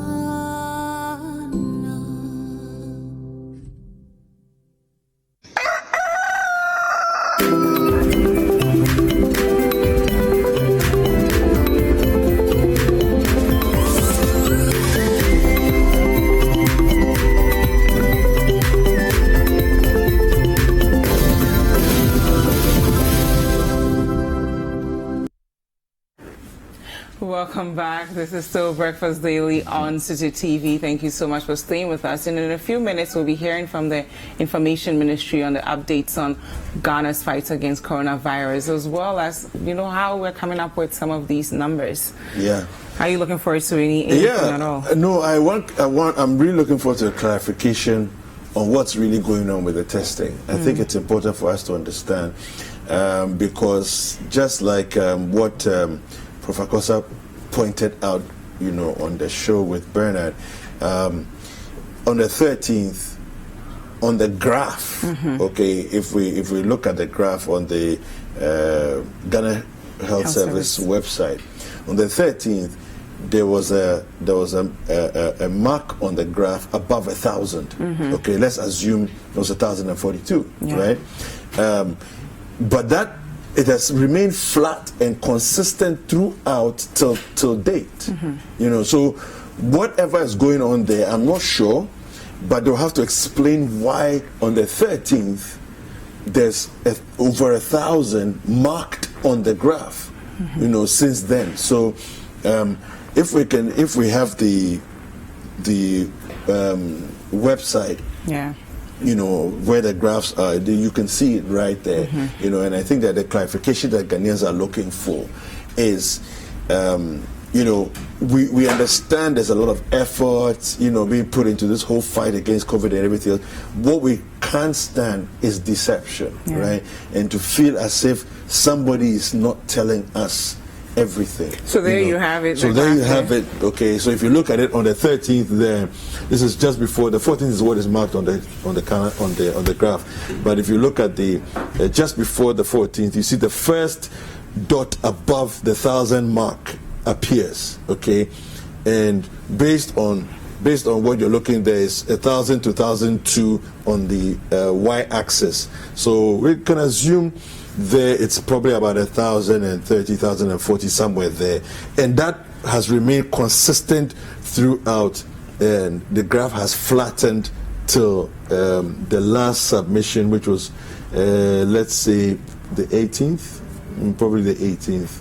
Is the last submission on the graph there. So we definitely need clarification on what's going on there on this graph that we're looking at.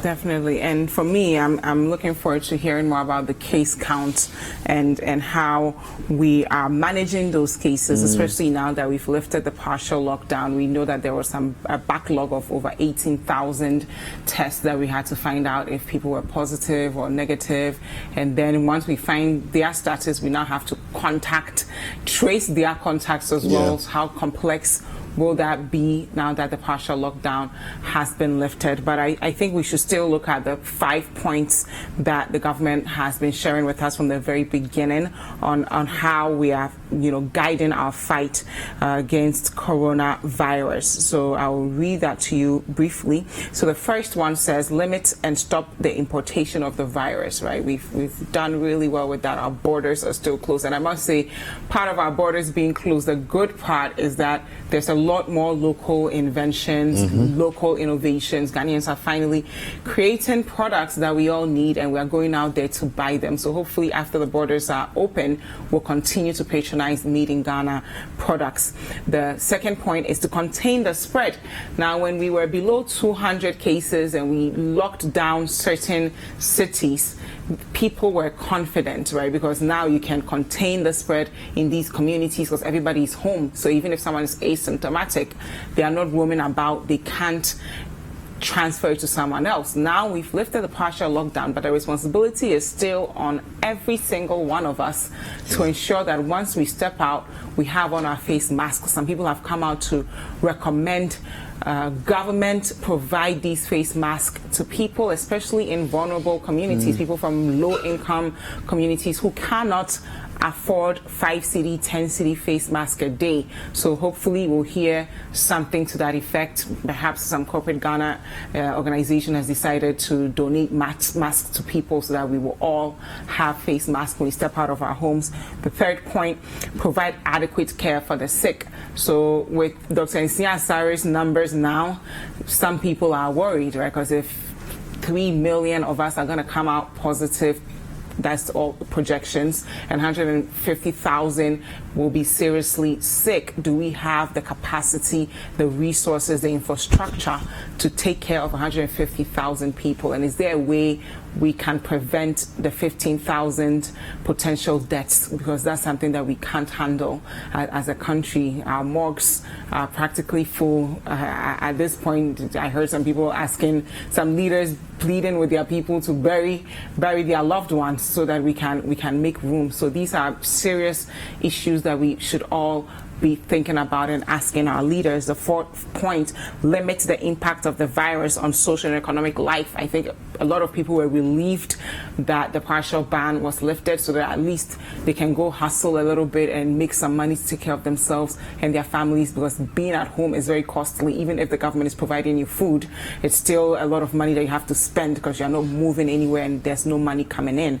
The fifth point is to inspire the expansion of our domestic capabilities and deepen our self-reliance. I think this ties into the local invention, innovations, manufacturing of all the things that we need. So overall, I think we should all be very positive, but that shouldn't stop us from also asking critical questions of how we plan on dealing with this virus should we get to a point where a lot more people are critically ill and will need ventilators and ICU beds.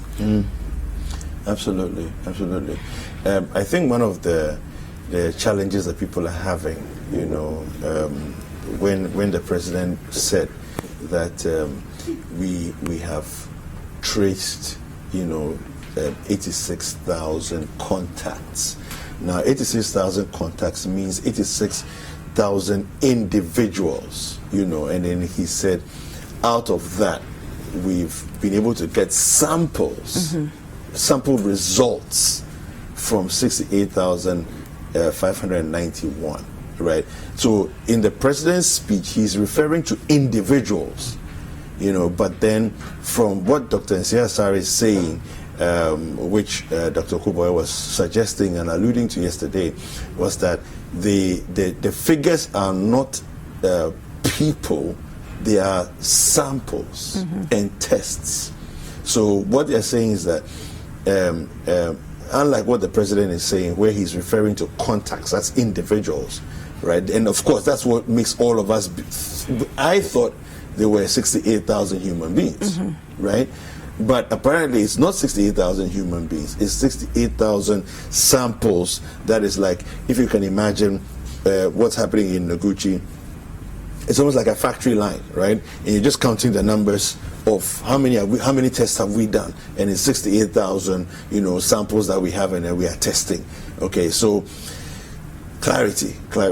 I think this is the time for us to get as much clarity as possible, so that we once and for all put all the rumors to rest. Yeah, definitely. And we want to hear from you guys. The status right now as far as the news that we've heard from Dr. Nsiah-Asare on the potential positive cases. Are you now a bit more worried about your safety, or are you still confident? Because the reality is we have handled it well, right? And unlike other countries where people will be tested positive and they would immediately, need critical care, in Ghana, the people who are positive, some of them have just mild symptoms. So is this something that we should be happy about? And let us hear your thoughts, right? So the 2 points that the Information Ministry will be addressing, they'll be updating us on the case counts and the management. So what do you think? Do you think we've handled it well so far? Do you think there's more that we could be doing as far as the case count is concerned? Let us know with the hashtag Breakfast Daily and the WhatsApp line 0550-585-832. If you're outside Ghana, the country code is +233. The next topic would be Ghana's testing capacity. Some people are worried about the numbers, right?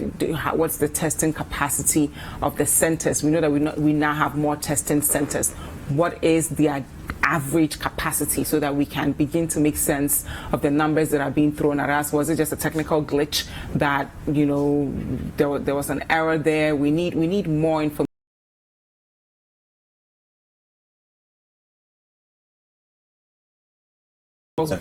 I'm looking at the conversation. Let me just quickly read something here.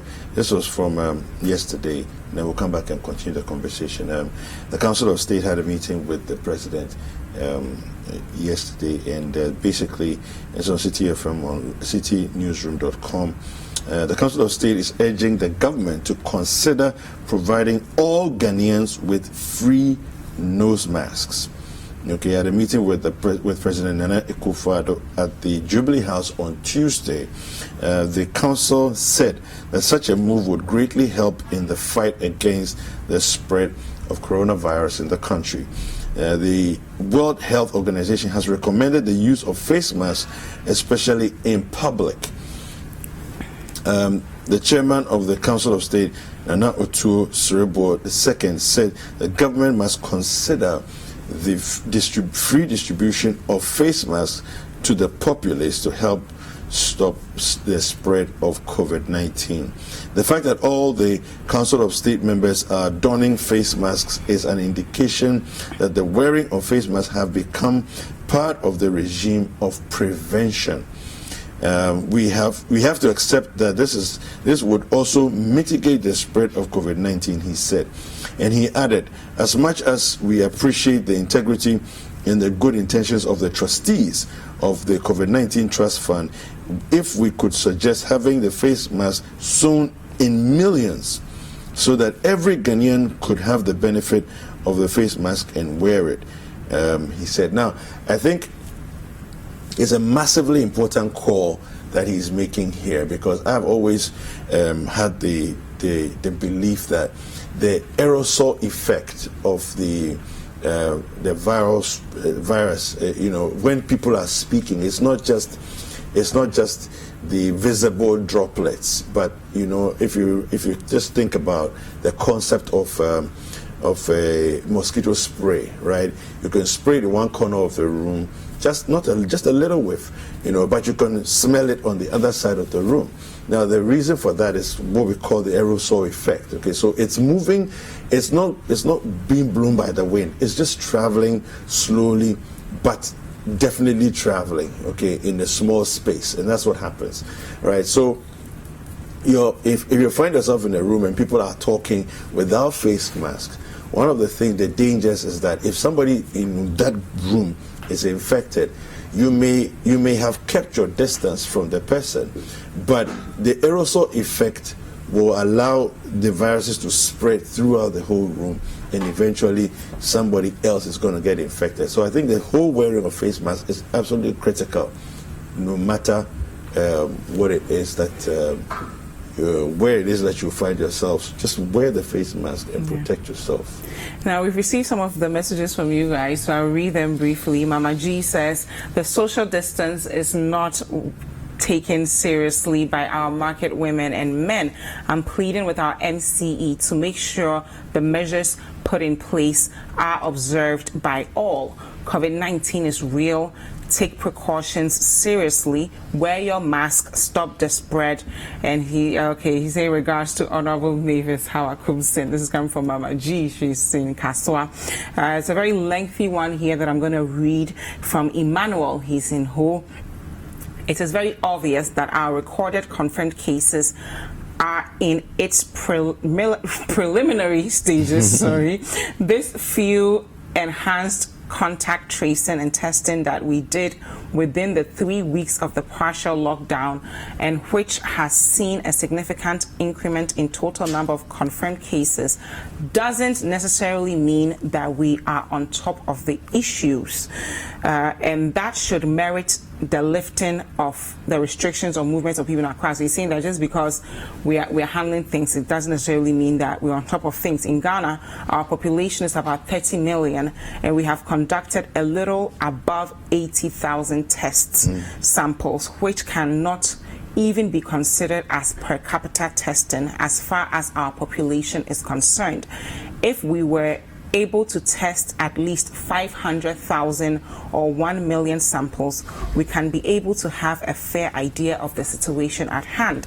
We still need to understudy this virus critically and come out with very informed decisions. One of the most reliable measures to combat the rapid spread of this virus is through the imposition of restrictions on movements.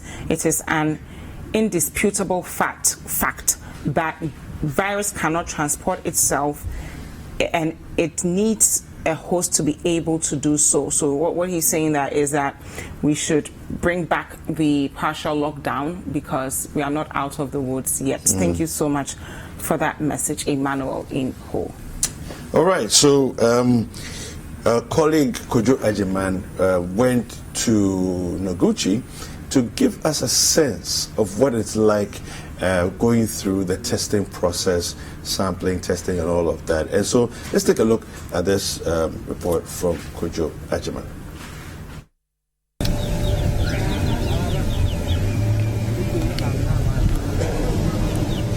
You may have heard about this facility. It is at the center of all the testing, major testing of the COVID-19 cases. We are taking you through all the 5 processes, all the 5 protocols they need to test the samples for them to identify which ones are positive and which ones are negative. We are taking you through the sciences of testing for COVID-19 cases. The first department is the sample receipt area. Here, all samples from across the country are received. They are taken through some protocols before they are worked on.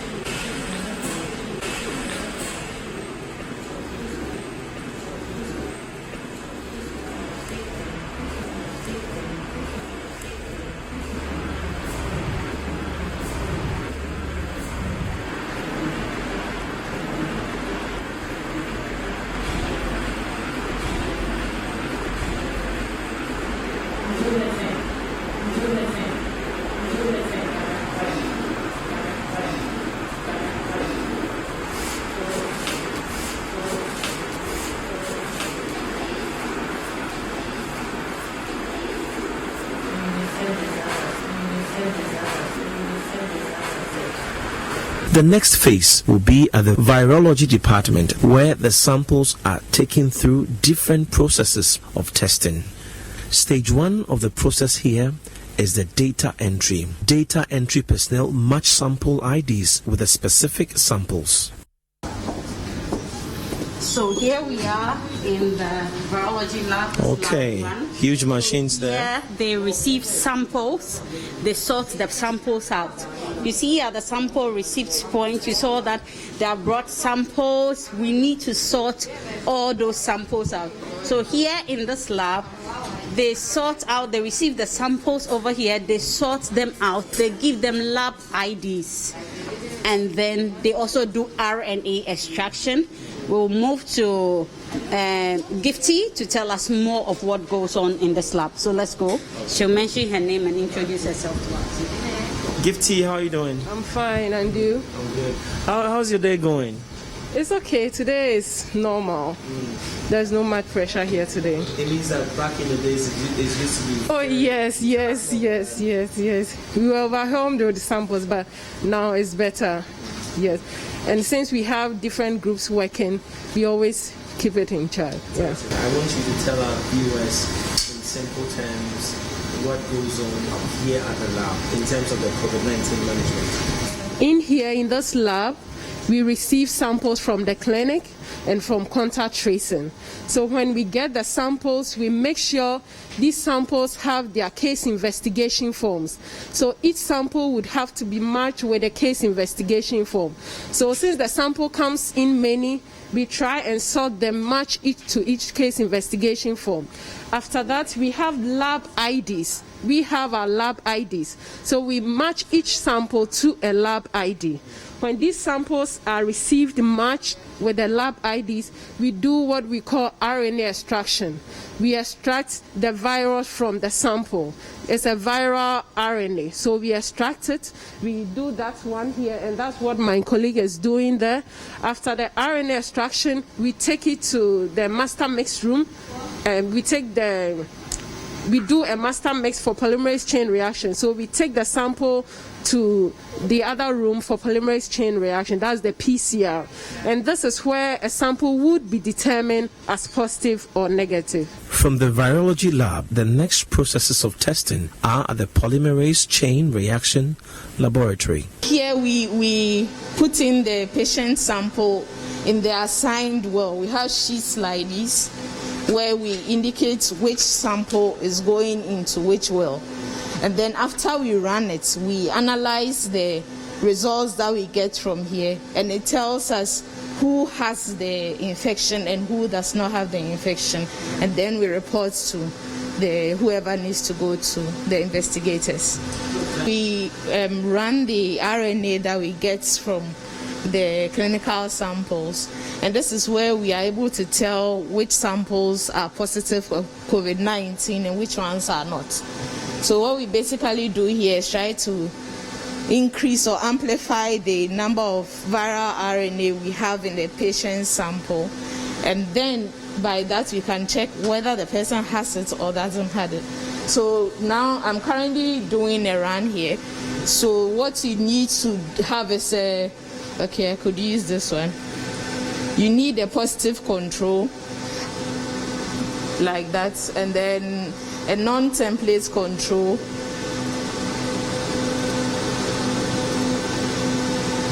Okay, so your run must include a positive control, which must show a non-template control, which is just like an internal control, and then a negative control, which must not show anything at all. So what the internal control tells us is that a human RNA, a human sample was actually picked up. So if the internal control does not show, the test is not valid. Now that we know how testing is done, the next process is how information from the labs gets to the infected persons. This is managed by the data center at Noguchi. If your sample is positive or negative, after the results are verified, a member of this team calls the person designated on your form as the person who is supposed to receive that results, and they would ensure that they go through the appropriate procedures to inform you, and the next steps are taken. So on a daily basis, as you know, the sample number started from about 1 to 6 and 8. So from the beginning, there's been few numbers. In the past 3 weeks in particular, with the increase in the contact tracing, we have been in the thousands. And on a daily basis, I think we've been looking at about 5,000 in the past few days. After going through the rudiments of testing for COVID-19, I want to have a conversation with the medical director here and find out what is the next move for this facility post-COVID-19. We believe that our health systems are robust, that they are strong, but they still can be stretched. So post-COVID, we have to look back at our health systems and especially look at how to strengthen the health systems with real planning, on paper planning that is translated into action, in terms of how are we really integrating research and health systems planning, health system service delivery, all those things. It's become clear now that much as even big nations and strong nations are looking for resources to build strong armies, it's not just only a strong army. You need a strong health system so that your very survival is guaranteed. Otherwise, you may be beaten by a small fly when the big bombs are there. Post-COVID, we have to remember that emerging and re-emerging diseases are a reality. COVID is not the last one. If I say that, I'm not being a prophet of doom. I'm just telling the reality. So we have to prepare ourselves for the future, global public health threats. The testing of COVID-19 cases has been simplified for you. This center, according to authorities, could do up to 6,000 samples a day. But what they need more is funding. So they are calling for the passing of the research fund bill so that they'll be able to do more post-COVID-19. Kojo Ajman for Citi News. So that's a report from our colleague Kojo Ajman, and I think that we ought to all celebrate our scientists and our researchers. They are working tirelessly on all of our behalf. And sometimes we forget the hard work that you're doing. I mean, Kojo got an insider look. We got to experience Noguchi from the inside. Since this COVID thing happened, a lot of people are asking, Noguchi, we hear of Noguchi, but some people don't even know where it is or what goes on inside there, how they are able to generate positive results and the negative results for us. And I think it's great that we're able to see some of these things. And what I'm hoping will happen post-COVID is that we begin to fund research and development in this country. We don't just pay lip service to it or wait for people to donate. It's a critical part of our development. We can't blindly go about our lives without researching certain trends in our environment. So I think it's great we have Noguchi, it's great we have KCCR, it's great that we have all these other centers and labs that are coming up. We need to start thinking of sustaining them so that we can really boast of inventions and innovations in the health sector within the country. Yeah, he said something that is, I think it's a warning for us. It sounds foreboding, but it's the way the world works, right? There's been all these conspiracy theories about how is it that this person knew that this illness was coming. The person must have manufactured it and brought it about and all of that. But basic public health science would tell you that if we live in the world in a certain way, okay, over time. So what he was saying was that, look, after COVID-19, there will still be another one that's going to come. It's not because he's being a prophet of doom. It's just the way the world works, right?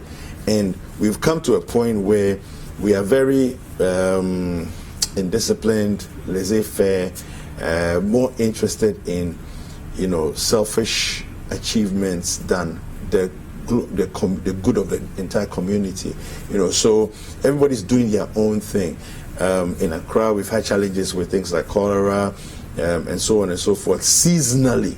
Okay, and you don't have to be a prophet of doom to predict that it's going to happen again. It's just watching the public health activities that people are engaged in, which are not healthy, and they are likely to bring those kind of things. So, in the same way, this the development that Noguchi is having in terms of their science research, research into vaccines, research into all kinds of things that will help us to be on top of things as a country in terms of delivering good health care and protecting the public. It's absolutely important, and we cannot overstate this. Dr. Ivy Asantewa was on a show with another network a few days ago discussing the fact that since COVID-19, they've actually changed their schedule. Okay, and I think our guest Fatih was alluding to that as well. That now they work 3 shifts a day. So Noguchi is literally 24 hours on a roll. Yeah. Okay, they don't know the facility does not go to sleep. Okay, 8-hour shifts. So we are done with the shift, the next person comes on. Done with the shift, next person comes on. So they have 3 shifts blocked out, and they are running consistently, around the clock. Now, I think it's a very important thing for us to understand that all the conversations that are going on, there's information that we have, and then there are behind the scenes things that we don't know. Okay, and for me, Jifa, this is one of the things, because if you don't know that people are running 3 8-hour shifts and they're literally not shutting down, okay, it means that they've ramped up their capacity to test, by 3 times. Which should now be taken into consideration when you're looking at figures. You see, so for me, that's why the press conference is so important, for us to have clarity, for us to have, to take away all our doubts as to what is really going on, and all of that. So, yeah, I think the experience we've seen here, looking at Noguchi and what they are doing, I think is absolutely important. Definitely, and I think it all feeds into our goal of containing the spread of the virus, right? So a couple of weeks ago, we were only focusing on contact tracing. So someone is positive, they list contacts, we go into that community and we trace them. Now when you go to places like the Ashanti region, for instance, they are targeting communities that they think may be at risk, like market women, the commercial drivers. So it seems as though we are even beyond our potential. We're not only saying let's wait and go to Ayawaso West Ogun because we've had X number of cases. We're saying common sense tells us that in the marketplace, everybody is mingling. Everyone is just touching things, moving about. That could be a hot spot for us to test the people there, know their status. But I think beyond that, we should also equip them with some sort of resources to ensure that they don't pass it on if they currently have it, because you know that the time of getting tested and finding out the results alone could be very deadly if the patient is going around thinking that they are negative and behaving as though everything is normal, which is why it's very important for all of us to still operate with the mindset we had during the lockdown, to assume that we may be positive and protect ourselves and protect our loved ones. So there's a report here on Citi Newsroom that I want to read to you briefly. It says, Ashanti Region, the Health Directorate to test commercial drivers market women for COVID-19. So the Ashanti Regional Health Directorate has said it will begin testing commercial vehicle drivers and market women for coronavirus. The Directorate has classified these persons as those in high-risk groups since they come into contact with a lot of people as part of their daily activities. Tests will only be conducted for willing persons, according to the Directorate. So although it's voluntary to go and get tested, I would encourage us all to do it, right? It's better to know your status than to walk around with an illusion that you are negative. So that whenever you are presented with the opportunity of being tested, jump at it, because it will provide clarity for you. So we are now going to hear from the Information Ministry on the updates on COVID-19, as well as some clarity on the testing. We'll hear from them and then continue the show.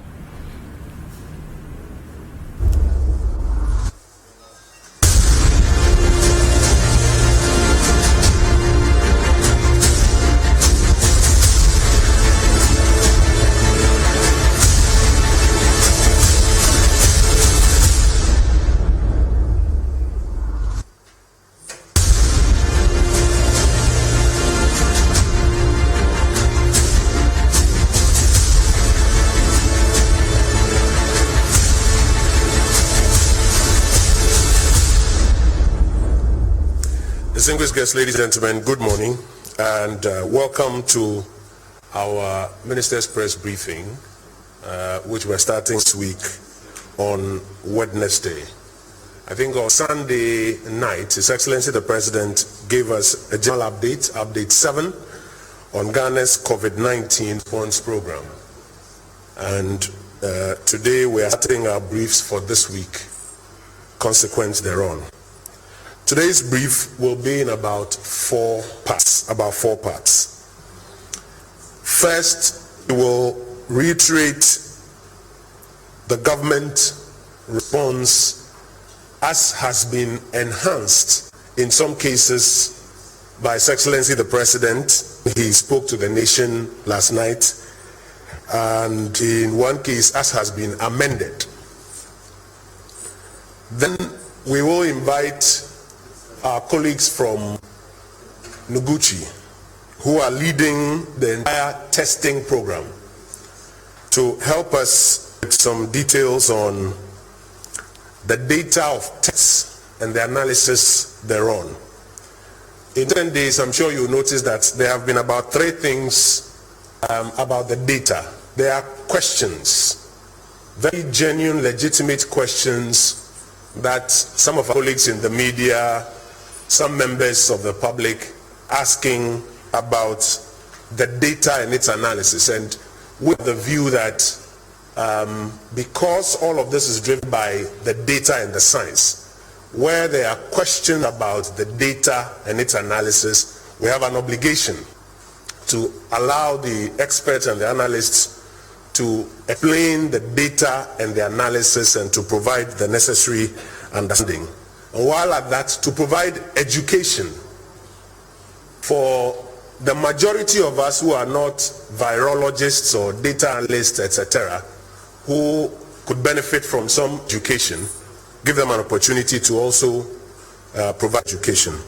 So apart from the legitimate questions, you would also find that there have been opinions that have been expressed by some persons. We'll focus on the persons who understand what is being discussed, the expert opinions that have been expressed, and the kind of responses that will be given to those expert opinions. As I'm sure you are aware, when it comes to opinions, it's not everybody who knows about every subject to express opinion on it. And then we would briefly, while dealing with the data and its analysis, we'll deal with another trend is coming up. Some persons who also want to assign ill motive and intellectual dishonesty to the professors and the experts who are doing the work. We'll deal with that all under the bracket of data and its analysis. We'll also today speak about case management and case count. And then there are reports that Ghana has a model that projects that 3 million people will get sick and 15,000 will die. Or those reports are attributed to the President's advisor on health, Dr. Nsia Sari. I think he was on a television show last night and made some comments. We'll give an opportunity to join us and share with us what sort of model this is, where it comes from, and what it really means for all of us. So good morning once again and welcome. Let me start from the very first, very simple one, and then I would later proceed. Now, on Sunday, His Excellency the President updated the country on where we are on Ghana's COVID-19 response program. You would recall that 3 weeks earlier, he had outlined a number of interventions. One, the preventive ethics, including the washing of hands, the using of hand sanitizers, most importantly, social distancing and related matters, which the analysts suggest has a very high potential to cut transmission rates. So by introducing that, whatever transmission rate we were having, that alone is expected to cut it as a first step.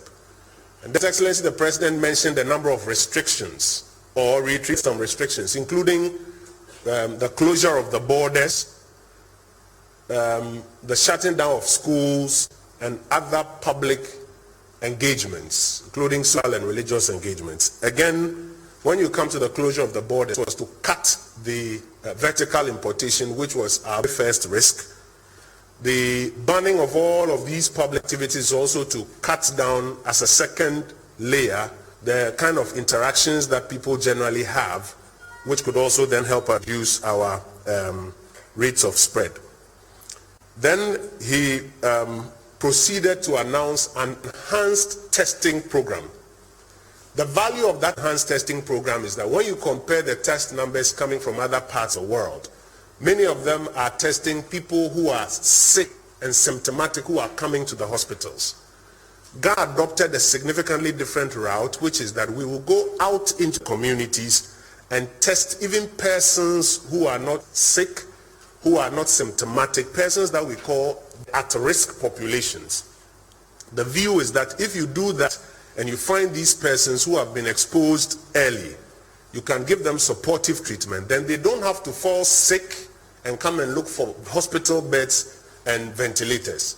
So in other jurisdictions, while they are talking about hospitalization rate and how many people are on ventilators, Ghana's approach is to do an enhanced thing, find people early, give them support so that we don't have to get there.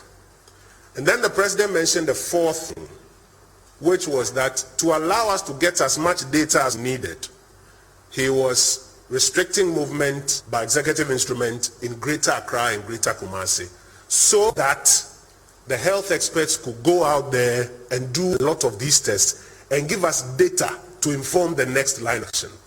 The President never said that he was imposing these restrictions because we were at X number of cases. Because if he did, then by logical implication, you see that then if the case count goes higher, then maybe he should even extend the lockdown or lockdown some more. He explained clearly that he was imposing these restrictions to allow health experts to go out there and to get us data. 2 weeks on, the President updated the country that there was a lot of data in. Unfortunately, he's of the view, based on the advice of the experts, that they would like to have 1 more week to complete the gathering of their data to inform the next line of action. On Sunday, the President updated the nation that that data was in. Showed, among a number of things, a composite infection rate of about 1.5, which if you break down into various categories, you will see the infection rates, or what we call the positive rate, or on the website you see positivity rate among various cohorts, but 1.52 positivity rate. And the President explained that based on a number of factors, about 7 factors he outlined, he was ending or adjusting Ghana's response as follows. Number 1, the preventive etiquette, which we have been teaching and which the science says has the ability to cut the transmission rate. he was maintaining all the old ones and he was going to add one more, which is the wearing of masks. The wearing of masks, we are told, even has a further high potential to cut the rate of spread. So the president, the government did not lower or reduce that first intervention of preventive etiquette. Rather, it has been enhanced by adding the wearing of masks. In the past few days, government is working on how to ensure that as much of those are made available and people can also make their own, and we'll put out the guidelines shortly. Then on the second subject of restrictions, closure of borders, schools, and all of those things, His Excellency the President announced that we are maintaining all of those. Again, that one has not been reduced. Item number 3, testing.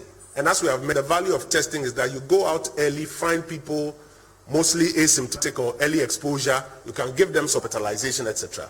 He said our testing, which today put Ghana at the highest in Africa when it comes to test per million of the population, we are even going to enhance it a bit more, further enhancing the testing reading, which will give us a higher advantage in finding if there are more people early exposure than to deal with them. And then on the if had been achieved to go out and test had been achieved. Now dealing with the hotspots and the other districts across the country, they have an eye on areas where if it becomes necessary that there's a lockdown, they would impose a lockdown and curfew in those particular hotspots or districts, as you may call it. Therefore, the narrative or the view by some that we have lowered our response is incorrect. As we have gone through and tried to demonstrate, you notice that many of the instances we've either maintained it or we have enhanced it. And even in the case of the last one, the lockdown, which was just Greater Accra and Greater Kumasi, and not even across the country, that amendment has been explained of the new measures that are put in place. The role of the security agencies, we are told in the coming days, is going to change from enforcing a lockdown to helping us comply with all of the other measures that we are going through. So just a quick reiteration of the government response program. Government has not lowered the program. Indeed, as we have gone through in some of the instances, we actually enhanced those, and we'll provide some more details later. Now, one of our strongest tools is our testing capacity and our testing capability. We also invite Professor William Ampofo, who is the head of virology at Noguchi. And they are also leading the entire testing program, which is coordinating a number of labs assisting Noguchi in this testing exercise to help us legitimate questions that have come up about our testing. We can rely on that data. Professor Ampofo, please join us with that. Just a moment for them to sanitize the podium.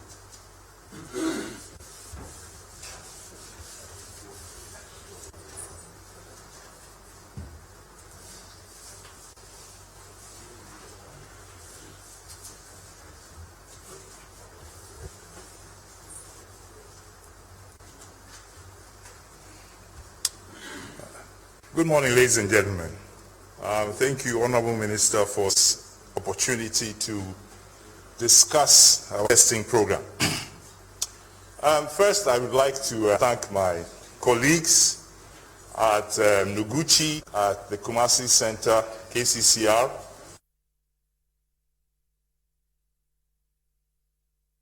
Services Directorate Lab, and the CSR Lab, all together working day and night. I think we are close to over 150 people who have worked tirelessly to described on Sunday. Now, if you've been to Noguchi recently, you'd have seen the white building, the entrance of our institute. This building actually facilitated the process. It has enabled us to test thousands of samples within the recent couple of weeks. How have we done this testing? As you have heard, you cannot see a virus. So to test for the virus, we actually extract the inner component of the virus, and it's called ribonucleic acid. Now, how do we collect the sample, or what kind of sample do we use for the testing? Because this is a respiratory virus, we look for the virus in the respiratory pathway, okay? So we take swabs from the nose, swabs from the throat. We also take sputum, which you bring out from the throat. And then we also have another method where we introduce salt water in your nose and you blow it out, and it's called nasal lavage. So these are the 4 types of specimens or samples we have used in Ghana to test for the coronavirus. When these samples arrive at the lab, whether it is Kumasi or Noguchi or the VSD or the Public Health Reference Lab, we go through a process to enable us to utilize the reagents or chemicals in a very efficient manner. We simply pool the samples. What is pooling? Pooling just means that if you have 1,000 samples, you put them in pools of 10, and therefore you test at a time 100 pools. So in a short time, instead of testing only 1,000 samples, you actually test 10,000 samples. This simple arithmetic is what some people cannot do. If you want to understand how we are able to utilize our existing facilities using a method which was derived in 1945 for screening samples right from the blood bank, this is a very efficient way of proceeding. The other thing we've done is that to ensure that we are actually not diluting the sample when we mix 10 of them together, we simply took one positive sample, which was at the limit of the detection of our system, and diluted it 9 other samples which were negative. Therefore, we would determine that if we pool 1, 2, 3, 4, 5, 6, 7, 8, 9, 10 together, we are still able to detect the first sample, which is at the limit of the positive detection. Again, with our partners, we have the latest kind of equipment to be able to do this direct detection. So, as we started, we realized that as the number grew, we were actually pooling 5 samples, and then we changed to a pooling of 10 samples. And this simple protocol was followed both by colleagues in KCCR, and of course it's now adopted by our colleagues here at PHR BSD. So in a nutshell, you can understand that it is not impossible to have tested 68,000 samples, as His Excellency the President reported when he addressed all of us. Actually, since he addressed us, we have actually tested close to 30,000 samples, again using the same method, because each time we do 10,000 samples is actually, a multiplication of a simple initial number. So please do not be surprised if in the next couple of days you hear that we have tested 100,000 samples in Ghana. It's just a matter of, multiplication and addition. Now, how efficient is this process? We don't just test. Each test that is done follows quality control step as indicated by the manufacturer. We have actually used 4 different PCR kits in Ghana. 2 of them provided by the World Health Organization and the Africa Centers for Disease Control, and also the West African Health Organization. So you can understand that the test kits that we used are according to international standards and verified by these organizations to ensure that the process we are doing is in line with the applicable procedures. Also, we have established a common quality assurance program where we have exchanged samples between KCCR and Noguchi to ensure that samples that we say are positive at Noguchi are also checked by CCR. And we have also done the same thing for samples from KCCR. Furthermore, the WHO has established an external quality assurance program, and we will be taking part in the external quality assurance program. I understand that the Africa CDC also starting such a program for us in Ghana. You've also heard about rapid diagnostic tests, and the policy that the FDA, the Food and Drug Authority, has adopted is that all such rapid diagnostic test kits have to be evaluated and assessed for their ability to pick up a true positive, which we call sensitivity, and the ability to rule out a true negative, which is called specificity. So this process is currently ongoing, and we have established a panel of blood samples that are truly positive and that are truly negative. We are in the process of reporting back to the FDA which kits therefore are most sensitive and most specific and they're suitable for use in Ghana. This will then enable us to do more testing, but the results will be in combination with what we call the PCR, so that we can accurately describe as somebody having been exposed, accurately describe somebody as having been infected, and accurately describe somebody as having been previously exposed. It's very important to understand the distinction between these categories, or else people will think that they have the virus, whereas they have just been exposed and they have actually recovered. I think that this is a sufficient explanation of everything that we are doing so far on testing.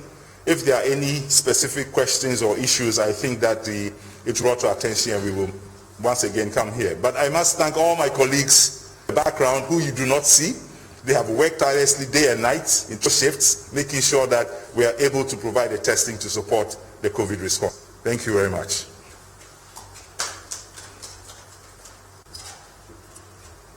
Prof, you're touching my podium. You have to use tizer. Professor William Ampofo is the head of virology at the Noguchi Memorial Institute for Medical Research. They are coordinating all the tests across the country. Prof will join us later to help us understand a few questions.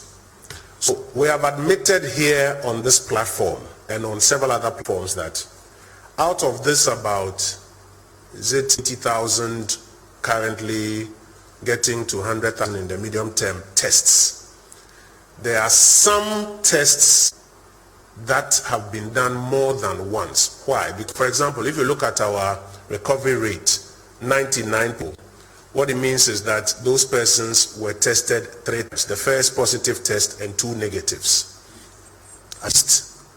If you look at those who were in mandatory quarantine, they were tested at least twice. That is 1,030, and then they were tested about twice. So you will find some tests that have been run more than once. But Ghana is reporting that we have done about 80,000 tests. We have also admitted, nobody has hidden it, that some of these tests have been done more than once. The question is, how many of these 80,000 tests have been done more than once?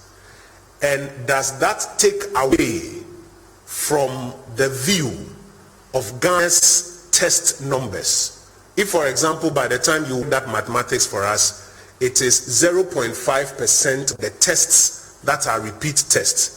Does that mean that the 99.5% of the tests, singular tests, which showcase Ghana's test per million or Ghana's test capacity, should be thrown away, should be discounted, that therefore numbers are duplicated? Prof, we'll need you to help us later.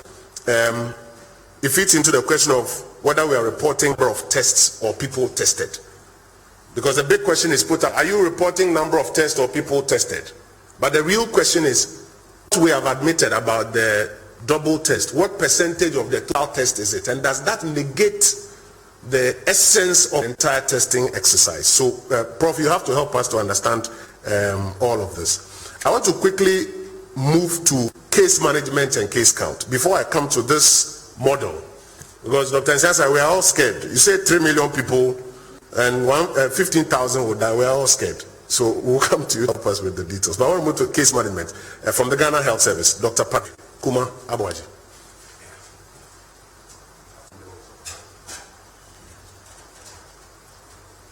Thank you very much, Honorable Minister. I'm using your signs.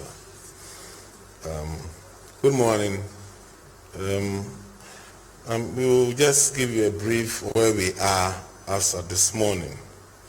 As you know, we have the cases categorized into general surveillance, travelers, enhanced surveillance, and then the total. Under the general surveillance, as at the 20th of April, which we are reporting, we have 401 cases that are reported positive, We still have the 115 travelers who are tested at 115. Through enhanced contact tracing, in the last 3 weeks, we have about 638 positives, bringing the number to 1,154 cases as at today. Out of this, we have had about 120 on having recovered, a change from the 99 in the last reporting. Of these recoveries, 82 have come from the Ghana East. UGMC has reported 17 recoveries. Rage has 3 people have recovered. The 7 military hospitals have recorded 4 recoveries. Terminal Hospital 1, Ashanti region has 6. WA has index case has 1, and Tamale has 6 cases reported. Of those who are well and responding to treatment, including those who are asymptomatic, that comes to about 1,021, accounting for about 88.5% of our cases are well, no symptoms, and those who have mild symptoms are responding to treatment. We have 4 people currently in critical or moderately severe condition. Only 1 is on ventilator, and these are in Ghana East and UGMC as we speak this morning. So, in a nutshell, this is what we can share with you. A significant number of the people are currently in isolation. Thank you very much.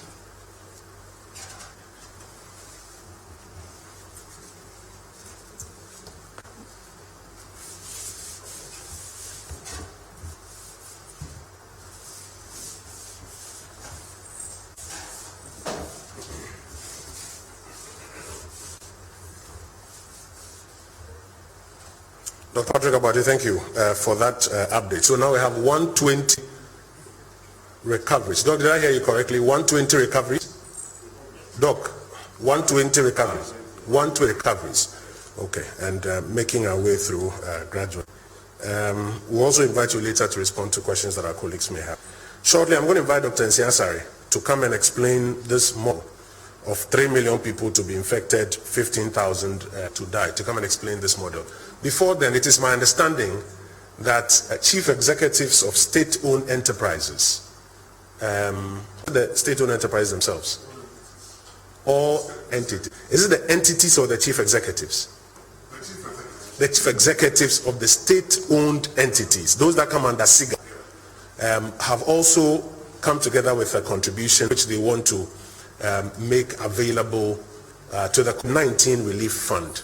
Honorable Deputy Minister for Information, please join me, and let me invite the representatives of the executives to join us and to make that presentation. May I quickly mention that the COVID-19 Relief Fund, that money does not come to central government to utilize.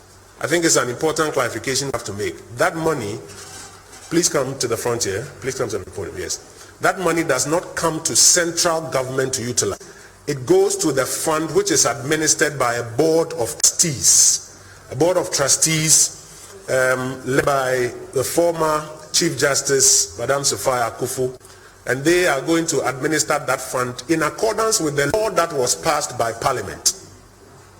Social distance observed.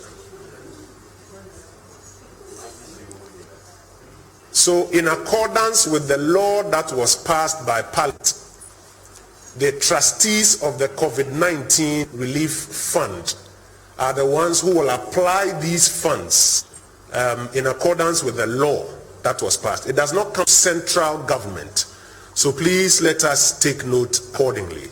There have been those who have donated items in kind that have gone to various ministries and departments that are handling parts of it, like items, etc. And we are grateful to them as well. So, Honorable Pius, thank you. Very quickly, Mr. Very quickly. All right, thank you. We're doing this on behalf of the CEOs and deputy CEOs of all the state entities. And this is an initial contribution. We still have a way to go, and under what we call the COVID support project for the state CEOs and deputies, we will still be making more contributions. And also, this is not coming from the institutions. These are the individual contributions of the CEOs and the deputy CEOs. Thank you very much. So CEOs and deputies and SIGA for continuing, we are very, very grateful. Dr. Nsiasare, please join us and explain this model to us.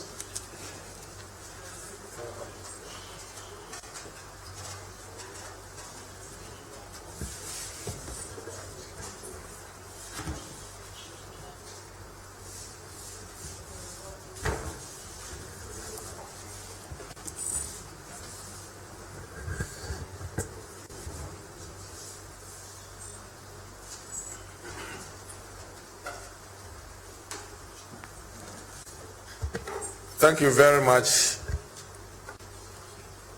Mr. Minister. Yes, yesterday I was at Citi TV and I gave a hypothesis, which is a hypothesis that WHO put out, which is based on population of the country. And that's the hypothesis I gave, that if Ghana stayed without doing anything at all, that's what will happen to us as a country. That's the 10% of the population having being infected and 20% of them getting sick and about 5% of them getting very seriously ill. But I said, and I'm sure they should have quoted me on that, that is a case in Africa. In fact, based on the data that we have realized that our actual figures are far below what WHO has quoted. And it's because when we saw the WHO hypothesis, we were a bit scared. So we put a lot of things in place, which the Honorable Minister have mentioned, especially the preventive etiquettes, which has become a new normal in the country, social distancing, ban on social gatherings, and also ban on limitation on or restriction on coming into country, because we realize that most of the problems that we have in this country were impacted. So after doing all these things, and also we restricted movement in two of our great metropolis to get the data that we are using now. So from seeing the data, it has shown clearly that in Ghana, we won't go in that direction. And luckily, His Excellency the President has added more measures, like wearing masks while everybody here is wearing masks. Because if you wear the mask and you go out, and then your brother and your sister is wearing masks, you don't bring the disease home. As we have always been saying, the virus no legs. It's human beings who carry the virus. So I want to just make it very short that it's not true that Ghana will have 3 million people infected before we reach the peak. So we will never see that. Because as we speak now, as Dr. Abuaji said, the number of deaths in the country is 9. 9 deaths. If you calculate it according to the percentage of people who have been infected, it's 0.7%. So it's nowhere near the 5%. If you look at the number of tests that we have so far, we have 1,154 positivity, which comes about 1.5% positivity people that have been tested. And if you look at even the negative rate, it's about 98.5%. So we are not getting near, or will never get near the WHO hypothesis. But as we speak now, there are a lot of people who are doing modeling. There are different modelings coming out. Worst case scenario, if you do this, if you do that. But the modeling is not even static. It's dynamic, according to the data that we see every time. So at the end, Ghana have a model for this COVID-19. And I can also assure you that when we look all what the measure that government has put forward, and everybody stay at home when he doesn't have to go out, there will be no much problem. But that's not it that we are out of the doom. So please, this is what it is, and that is how our affairs are. And as the president said, we'll be back by data and science. Thank you.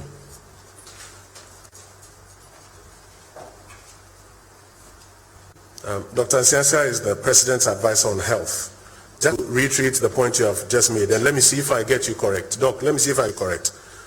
What you are saying is that this is your comment that would be infected in Ghana and 15,000 out of that could die is based on the WHO hypothesis or model.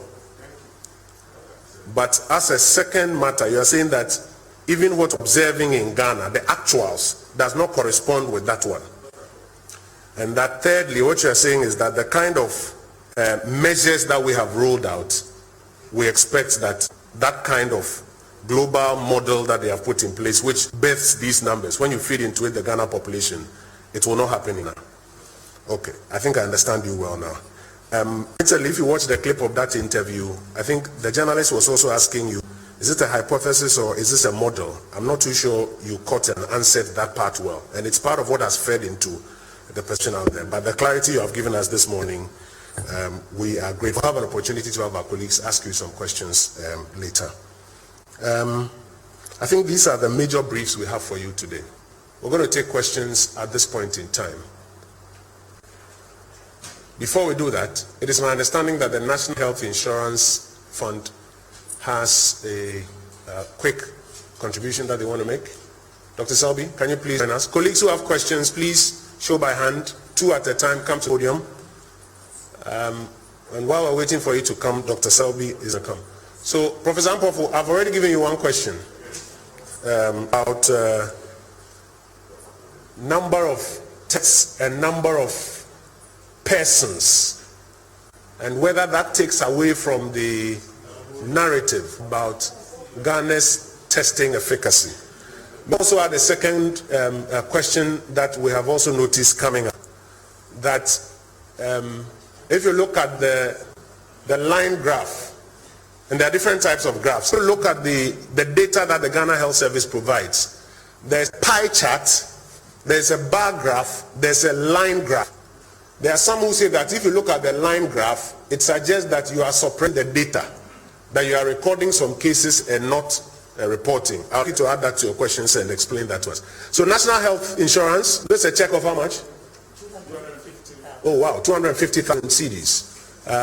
And we are very grateful for this contribution from the National Health Insurance Authority. Thank you so much. Thank you so much. Ordinarily, you should be paying for our medical bills, but since you are not paying, it means you are supporting the payment of. Thank you. Thank you. Thank you. So we have questions.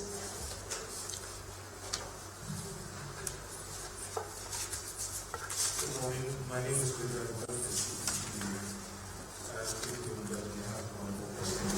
Go ahead, Kojo. So question number 1 to the Director General of Dr. Nsiasia. What does the possibility rate on the Ghana Health Insurance Ghana Services website actually mean? Is it at the same as the prevalence rate of COVID-19? And then what is the incidence of COVID-19 in Ghana? And then my second question would be, are we reporting the number of tests or the number of people tested? I think I've asked that one already. Okay. And then out of the case count as of today, how many of them are part of the 18,000 backlog of samples the president spoke about? And then if someone is tested and asked to self-isolate, while the person awaits the results, how do we ensure that that person really isolates him or herself and do not, step out?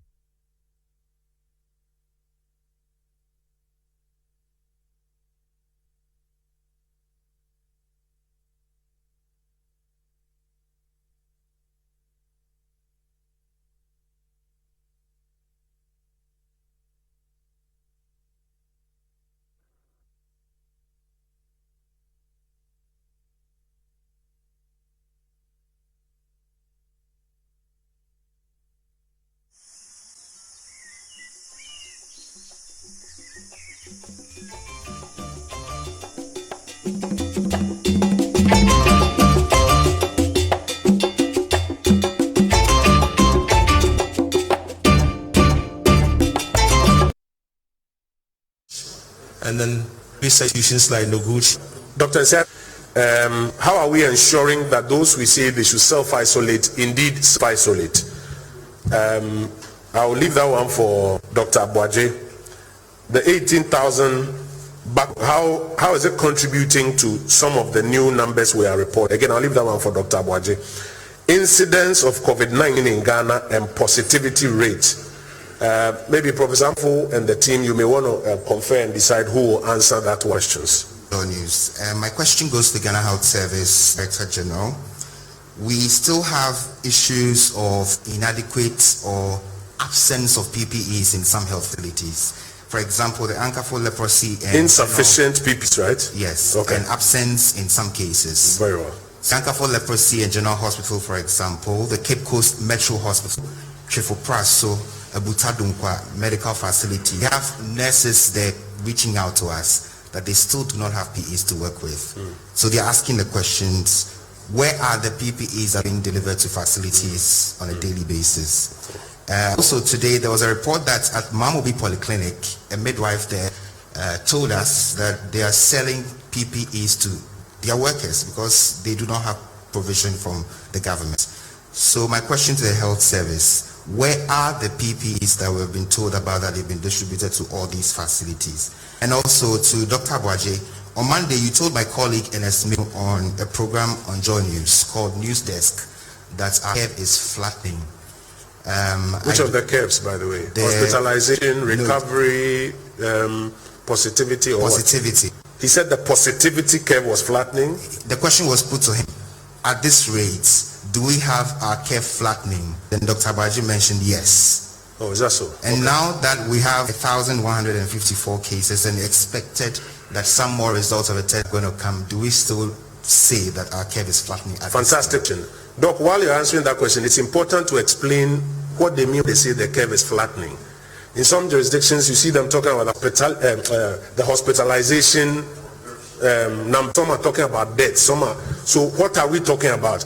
Colleagues, we have to nuance this because a lot of these things are new to many of us who are even purporting to talk about it. So it's important we have a clear understanding of what the concept means and therefore set nuance on. So Doc, please take advantage of it to educate us what we mean when we say the curve is flattening. Is it the hospitalization curve, death, recovery, new infections, etc., etc.?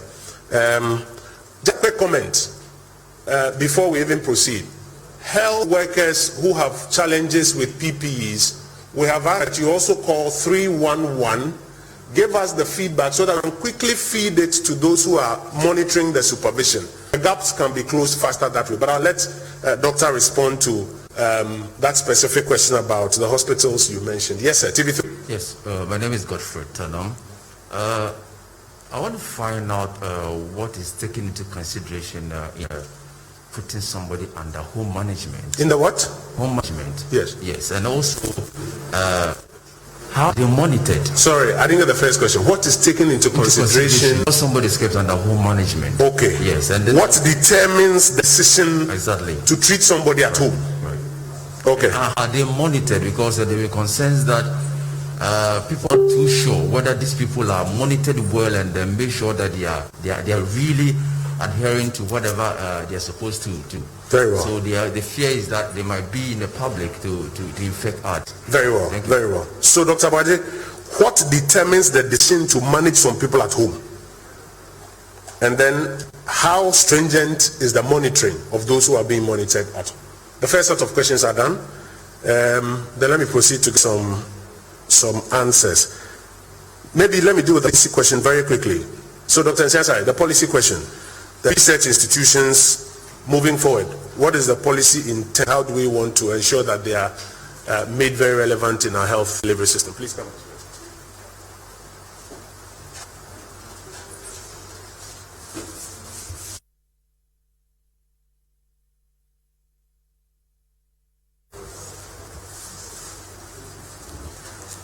Yeah, thank you very much.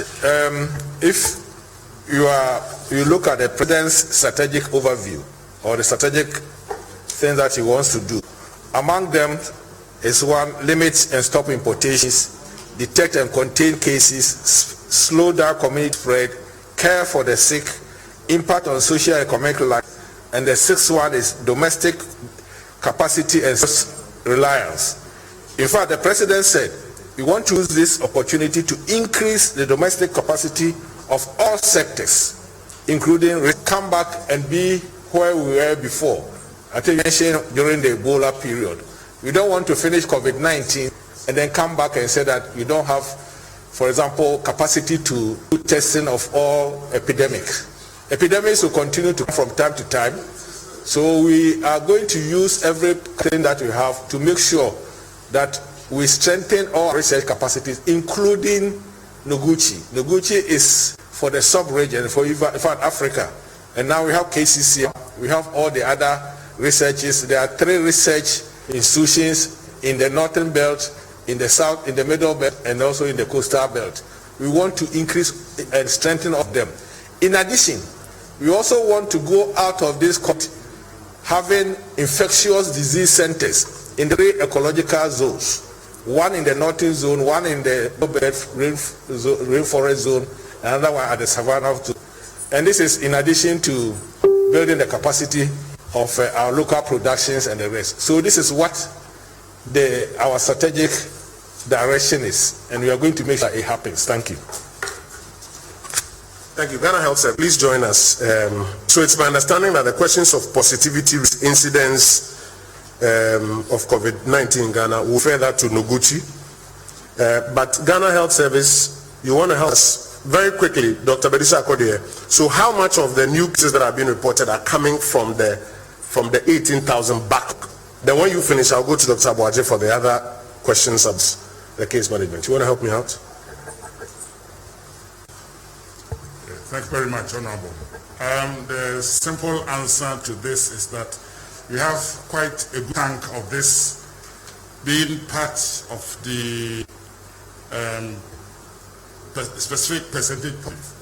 But then, as we sit here now, we need to back and then pull this out and share. Okay. In the public. Thank you very much. Grant you that space to do that. Thank you. Dr. Abad, you want to join us? How are you ensuring? So first of all, what goes into the decision to manage some people at home? How are you ensuring that they are monitored? How are you ensuring that those that you see they should self-isolate, they are really self-isolating? What do you mean when you say the curve flattening?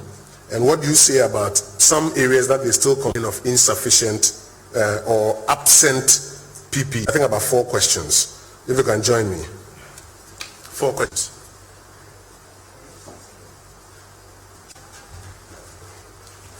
Thank you very much, Honorable Minister. Maybe I'll start with the insufficient PPEs. As was mentioned, a certain amount has been pushed in.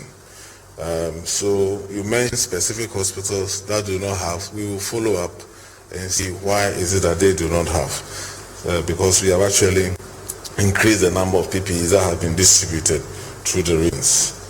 When one says the curve is flattening, there are several aspects that goes with it. How many deaths are happening? We've been at 8 now to 9 over a long time. So it means that there's no any increase in the number of deaths.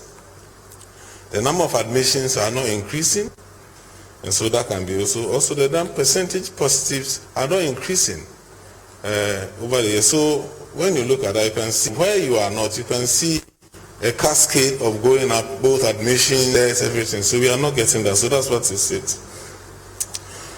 There are several 3 key reasons that is used in determining whether somebody can self-isolate. And if you do not have a comorbidity, you are positive, you do not have a comorbidity. That means that comorbidity, you don't have any serious disease in addition to the COVID. Let's say you are diabetic, you have hypertension, definitely you will not be able to self-isolate. If the home environment is inappropriate, or if you have an appropriate home environment where we believe that you can be able to have enough space and isolate without interfering with any other person, that'll be fine. Of course, we also look at the fact that is there somebody who is likely to cooperate and be disciplined? And that's are the 3 things that happens. When you are there, every day, either you get a call or you get a visit to see how you are doing. And we determine once the situation changes, you are likely to be readmitted into the facilities. So I think these are my questions. Honorable Minister, thank you very much. So I'm going to invite Professor Ampofu to deal with the specific questions on testing. And I have some other questions on testing that some of the other media colleagues have brought us. Let me put them out now. Those that you're ready to respond to, you can. Then later we can re-invite you to respond to the rest. So there's one about the number of tests and the number of people tested and whether it makes any difference in the analysis that we have. Because I've seen a lot of commentary that, they're talking about number of tests. They are not talking about the number of people testing. But it's important to help with the numbers so that all of those who are following at home can understand. I think this question has been related to any time frame for Government of Ghana's 3 million infection projection. I think it's been answered by Dr. Nsiasari in putting into context that comment that made.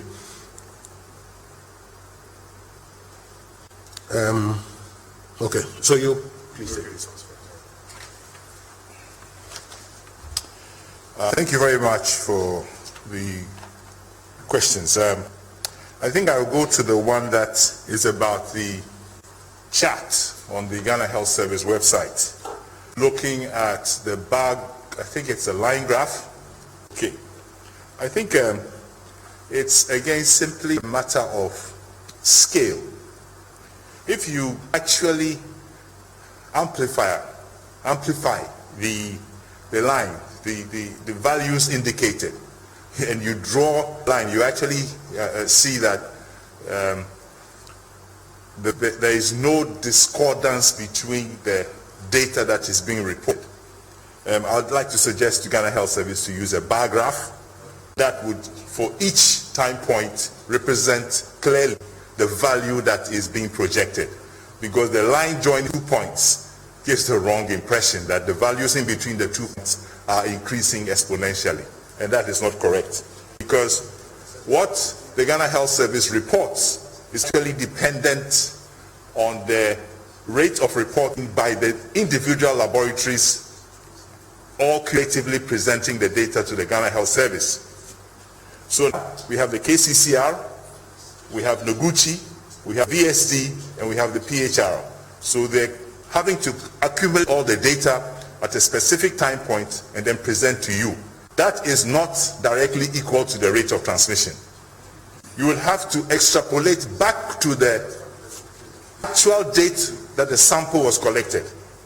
And that is the analysis. So once we're able to sort out the backlog, then they will be able to calculate the rate of infection. They will be able to present data on incidence.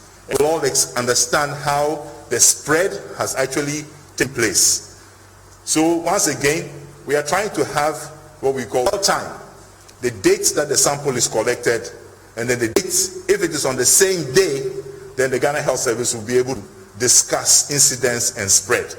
And that's why His Excellency the President said that testing is being enhanced, and hope that we will be able to cut this duration from time of sample collection to time of reporting to within 24 hours.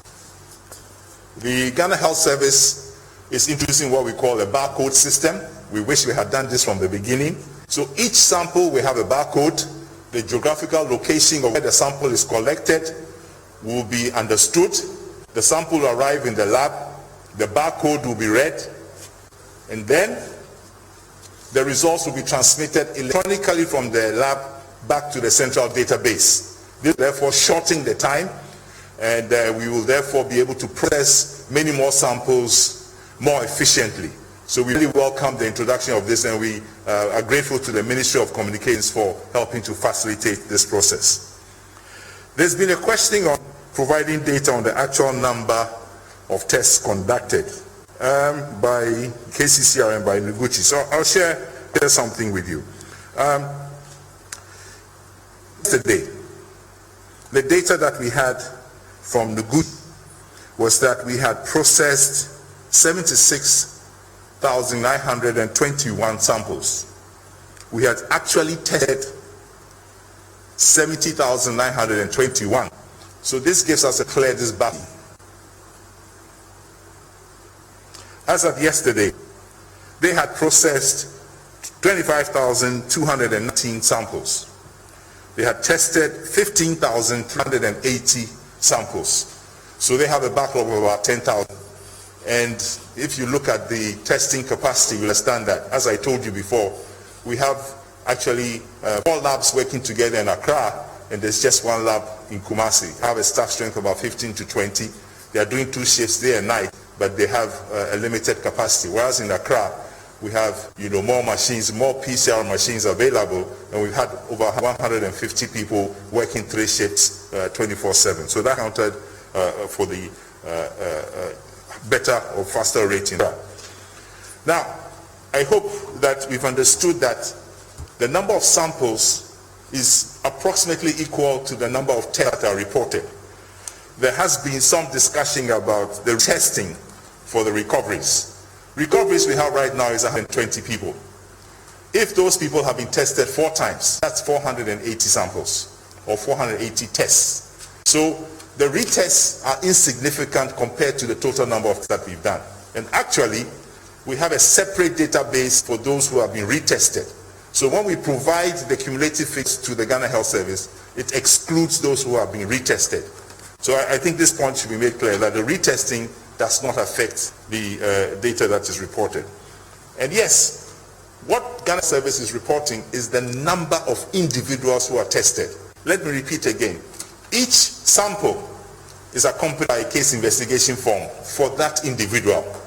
And actually the reasons we have a backlog is that unfortunately due to some issues in the sample collection, we have had some samples that have had no forms. Okay? So we have not been able to report and process these particular individual samples, and we are, in some cases, have had them to be resampled. New samples have been collected, they have been retested. So what you get from Ghana Health Service is the individual, that particular person's results.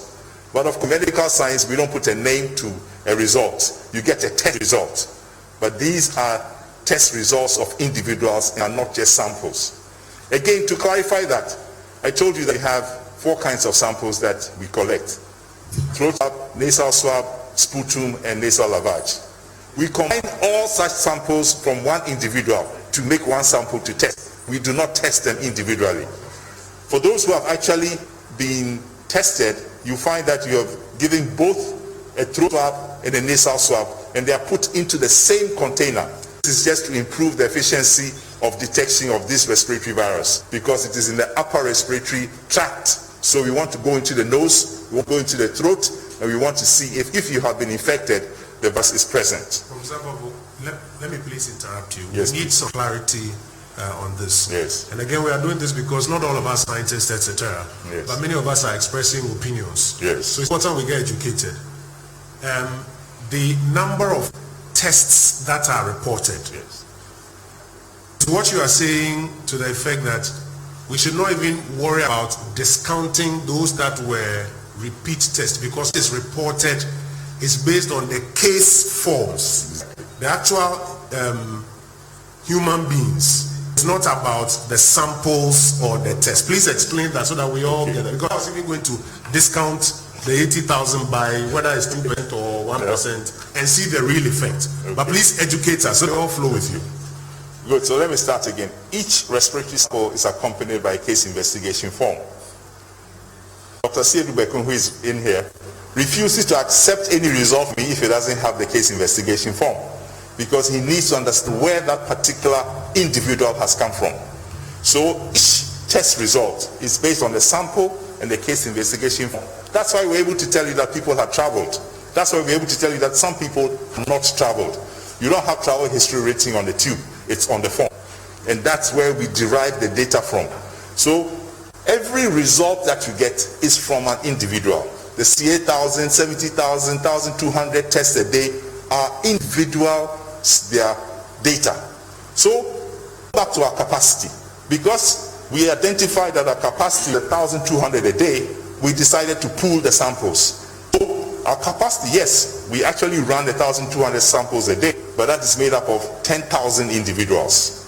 So when you break down, we're able to report the individual results of those 10,000 individuals.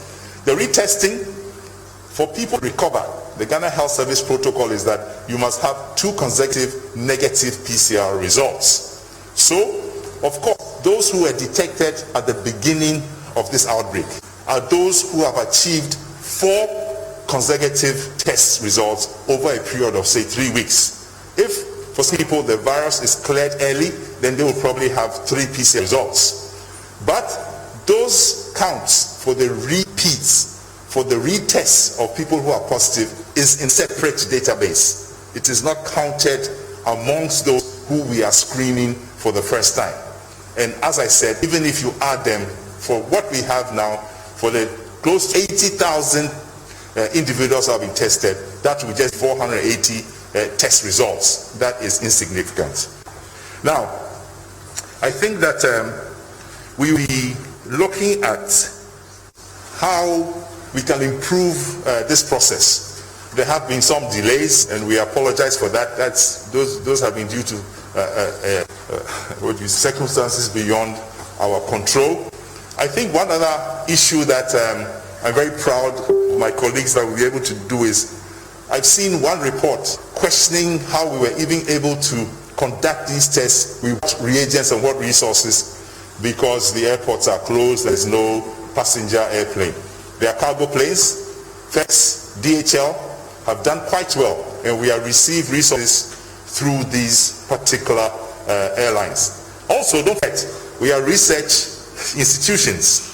So before the outbreak, we had supplies available. And in fact, one major effort is to replace those resources that we have used for the testing.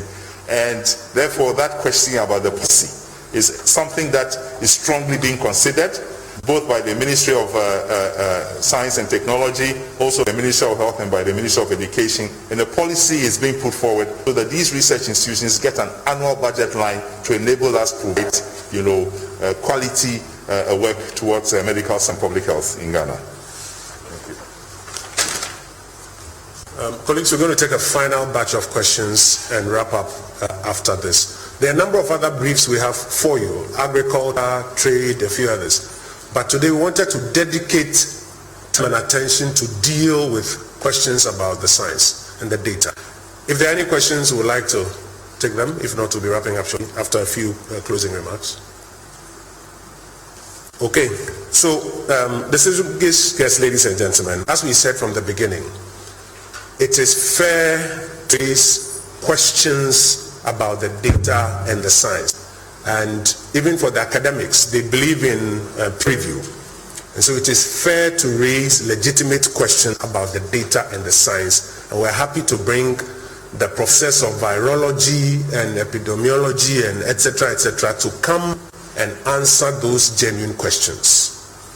What is not fair is to impugn motive or intellectual dishonesty to the professors and the doctors, the lab technicians, and the experts who are breaking their backs around the clock in trying to dig data to help us solve this problem.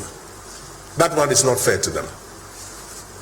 It is fair to ask questions, and we'll do our best to get them to answer the questions. But what is not fair is to impugn ill motive and intellectual dishonesty to these experts, these doctors and professors who are breaking their backs on the clock to do this work for us. I think what we should be doing instead is to be encouraging them and supporting them, and not to be throwing their work out of the window.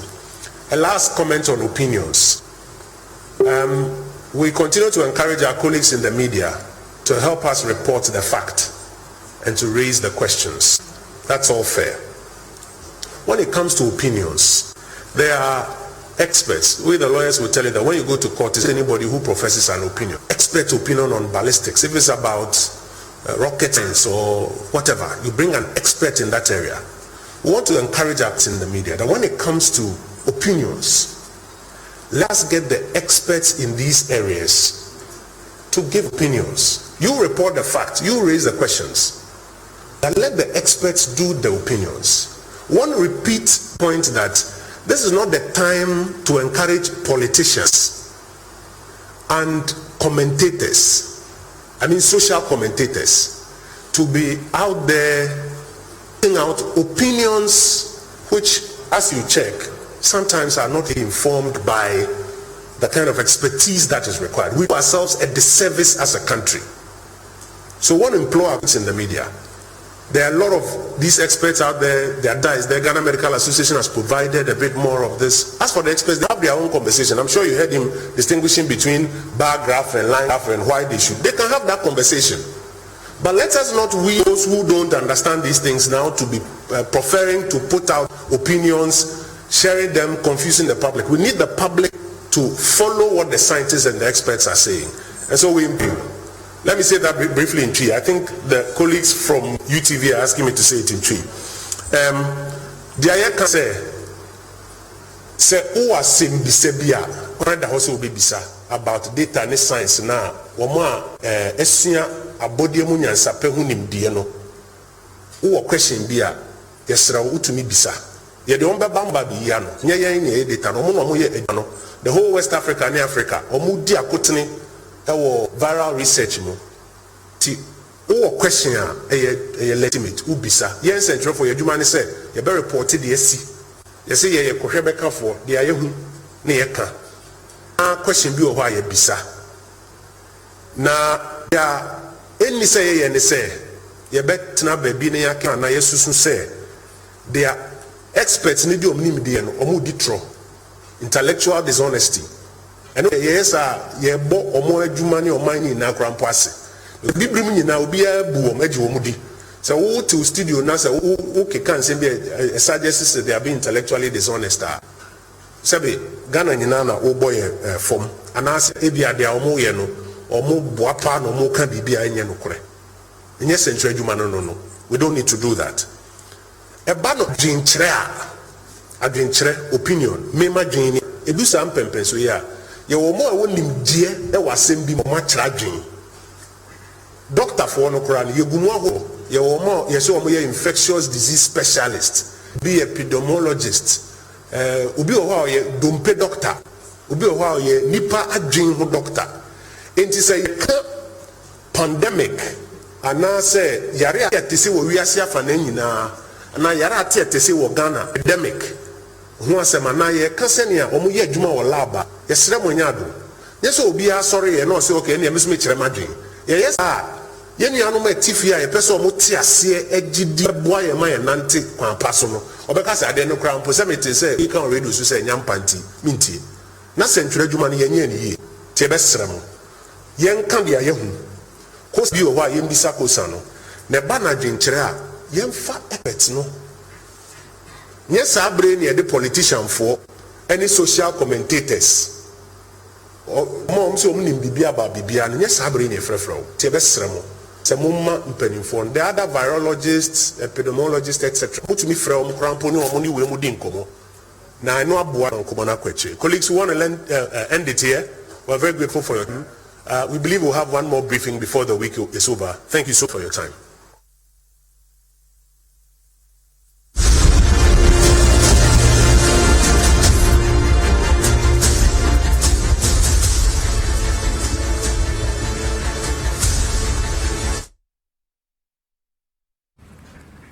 All right, so you've heard from the Ministry of Information important information that we needed to know to clarify. So we've also had 21 more recoveries. So our recovery count is at 120, and so it looks like we spent quite a fair bit of time clearing the air, you know, and allowing us to understand some of the nitty-gritties of what goes on. So one area that I need to have a little more understanding is to do the graphs. But what Professor Ampofo did say was that maybe what they need to do is to move away from the line graph and give us bar charts, which are more is clearer and easier to understand and appreciate. So I hope they do go ahead and do that, you know, to help us to understand that. But all looks good. I don't know what your takeaways are from. Yeah, I think I would start off with where the information minister left. Right, the importance of us being a bit more empathetic to the researchers, the scientists who are working 24 hours to keep us safe. I know that historically we like to play politics with everything. We are constantly cynical about what our leaders are doing, but this is not the time and place for it. There are Ghanaian citizens who have probably not seen their family members in weeks. They are placing their lives on the line to keep us safe. If we can celebrate them, if we can recognize their hard work, the least we can do is to have a bit of hope in the work that they are doing, right? Because I mean, we played the Noguchi video from our colleague Kojajaman before we even did the presser for all of us to begin to appreciate what goes on before you are even tested, during the test. How your samples are handled, how they come about, the positive figures or negative. I mean, I've gotten tested myself, and the day I got tested, I was so humbled by the hardworking Ghanaian health workers. They explained the process to me. My test was the salt water. I think that's what they call the lavage. The lavage. Yeah, the nasal lavage. Exactly. Yeah, they wash. So they literally flushed out my nose. But they explained the whole thing to me. So if now they take it to the, let's say Noguchi, my sample might be part of another 999 samples that they will test at a go, right? It's just what I've not heard from Noguchi doesn't necessarily mean that they are not doing their work. It doesn't mean that they didn't prioritize my sample. It could be that I'm negative, because we've heard news that they are prioritizing the people who are positive. So I think it's important for every single one of us to keep in mind the Ghanaian scientists, the Ghanaian health workers, our hard-working men and women at Noguchi, working day and night to ensure that we stay ahead of the curve. And on that same note, I think it's important for the government to also learn to accept feedback. Not everyone is a critic. This is all new to every single one of us. So sometimes people genuinely don't understand what's going on. It's not an attack. It's not as if they are trying to be mischievous or they are trying to, undermine your work. We have questions. Right? We have to be critical thinkers.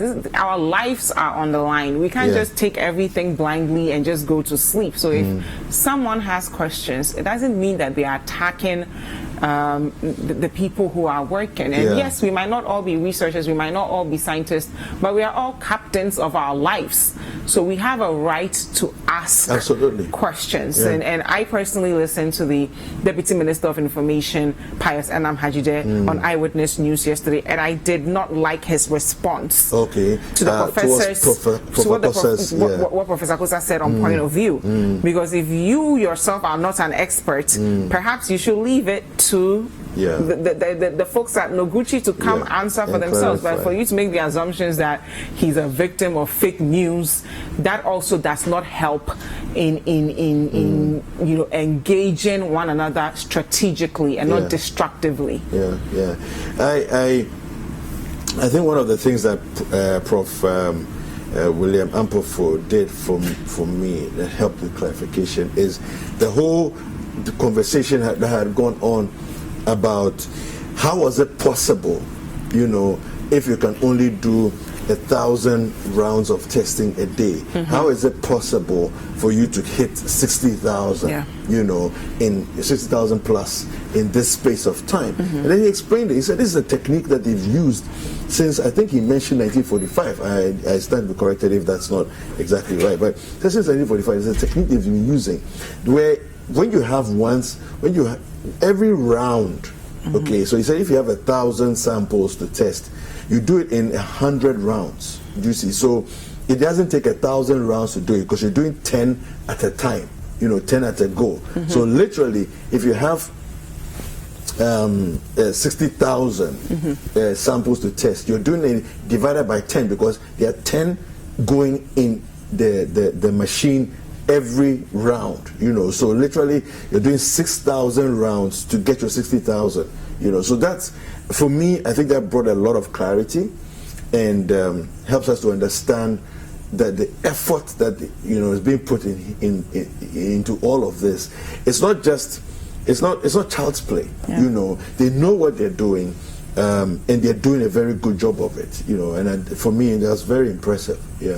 So I think in all, we should all be vigilant. That number is now at 1,154, but recoveries are at 120. So there's still some hope there. And I like to clarify what he meant with the figures. So he was referring to a World Health Organization data and saying that it's not necessarily to the African continent, but it's just the data. If you follow the trends of that data, and that Ghana, we're actually doing more than expected, right? So we shouldn't panic, we shouldn't be worried, we should be fine. But I would like to see government provide face masks for people who are most vulnerable amongst us. And it's not that difficult to find them. Just go into their communities, you'll see them there. There are mobile money stands at almost every corner. Why don't we convert these mobile money stands into face mask stands and hand glove stands? If we're saying we've lifted the partial lockdown and people can begin to mingle, we need to provide the resources to make it easier for people to stay safe. So I'm looking forward to hearing from our leaders on that note, or maybe corporate Ghana taking responsibility of that. Absolutely. Well, thank you very much for joining us on since 7:30. You've been with us, and if you haven't been with us from the beginning, go on to Citi Tube, which is our YouTube channel. You can go there and watch all the different segments of the show. Thank you for watching this extended version of Breakfast Daily. My name is David Kwekusekyi. And I am Jifa Ekwia-Metam. Don't forget that the COVID-2019 report is also at 3 p.m. on Citi TV. So some of our colleagues will come back and really help you get a greater appreciation for the numbers globally as well as in Ghana. Enjoy your day. Don't step out without your mask. Exactly. We'll see you at 7:30. I gotta go put on my mask right now. Bye.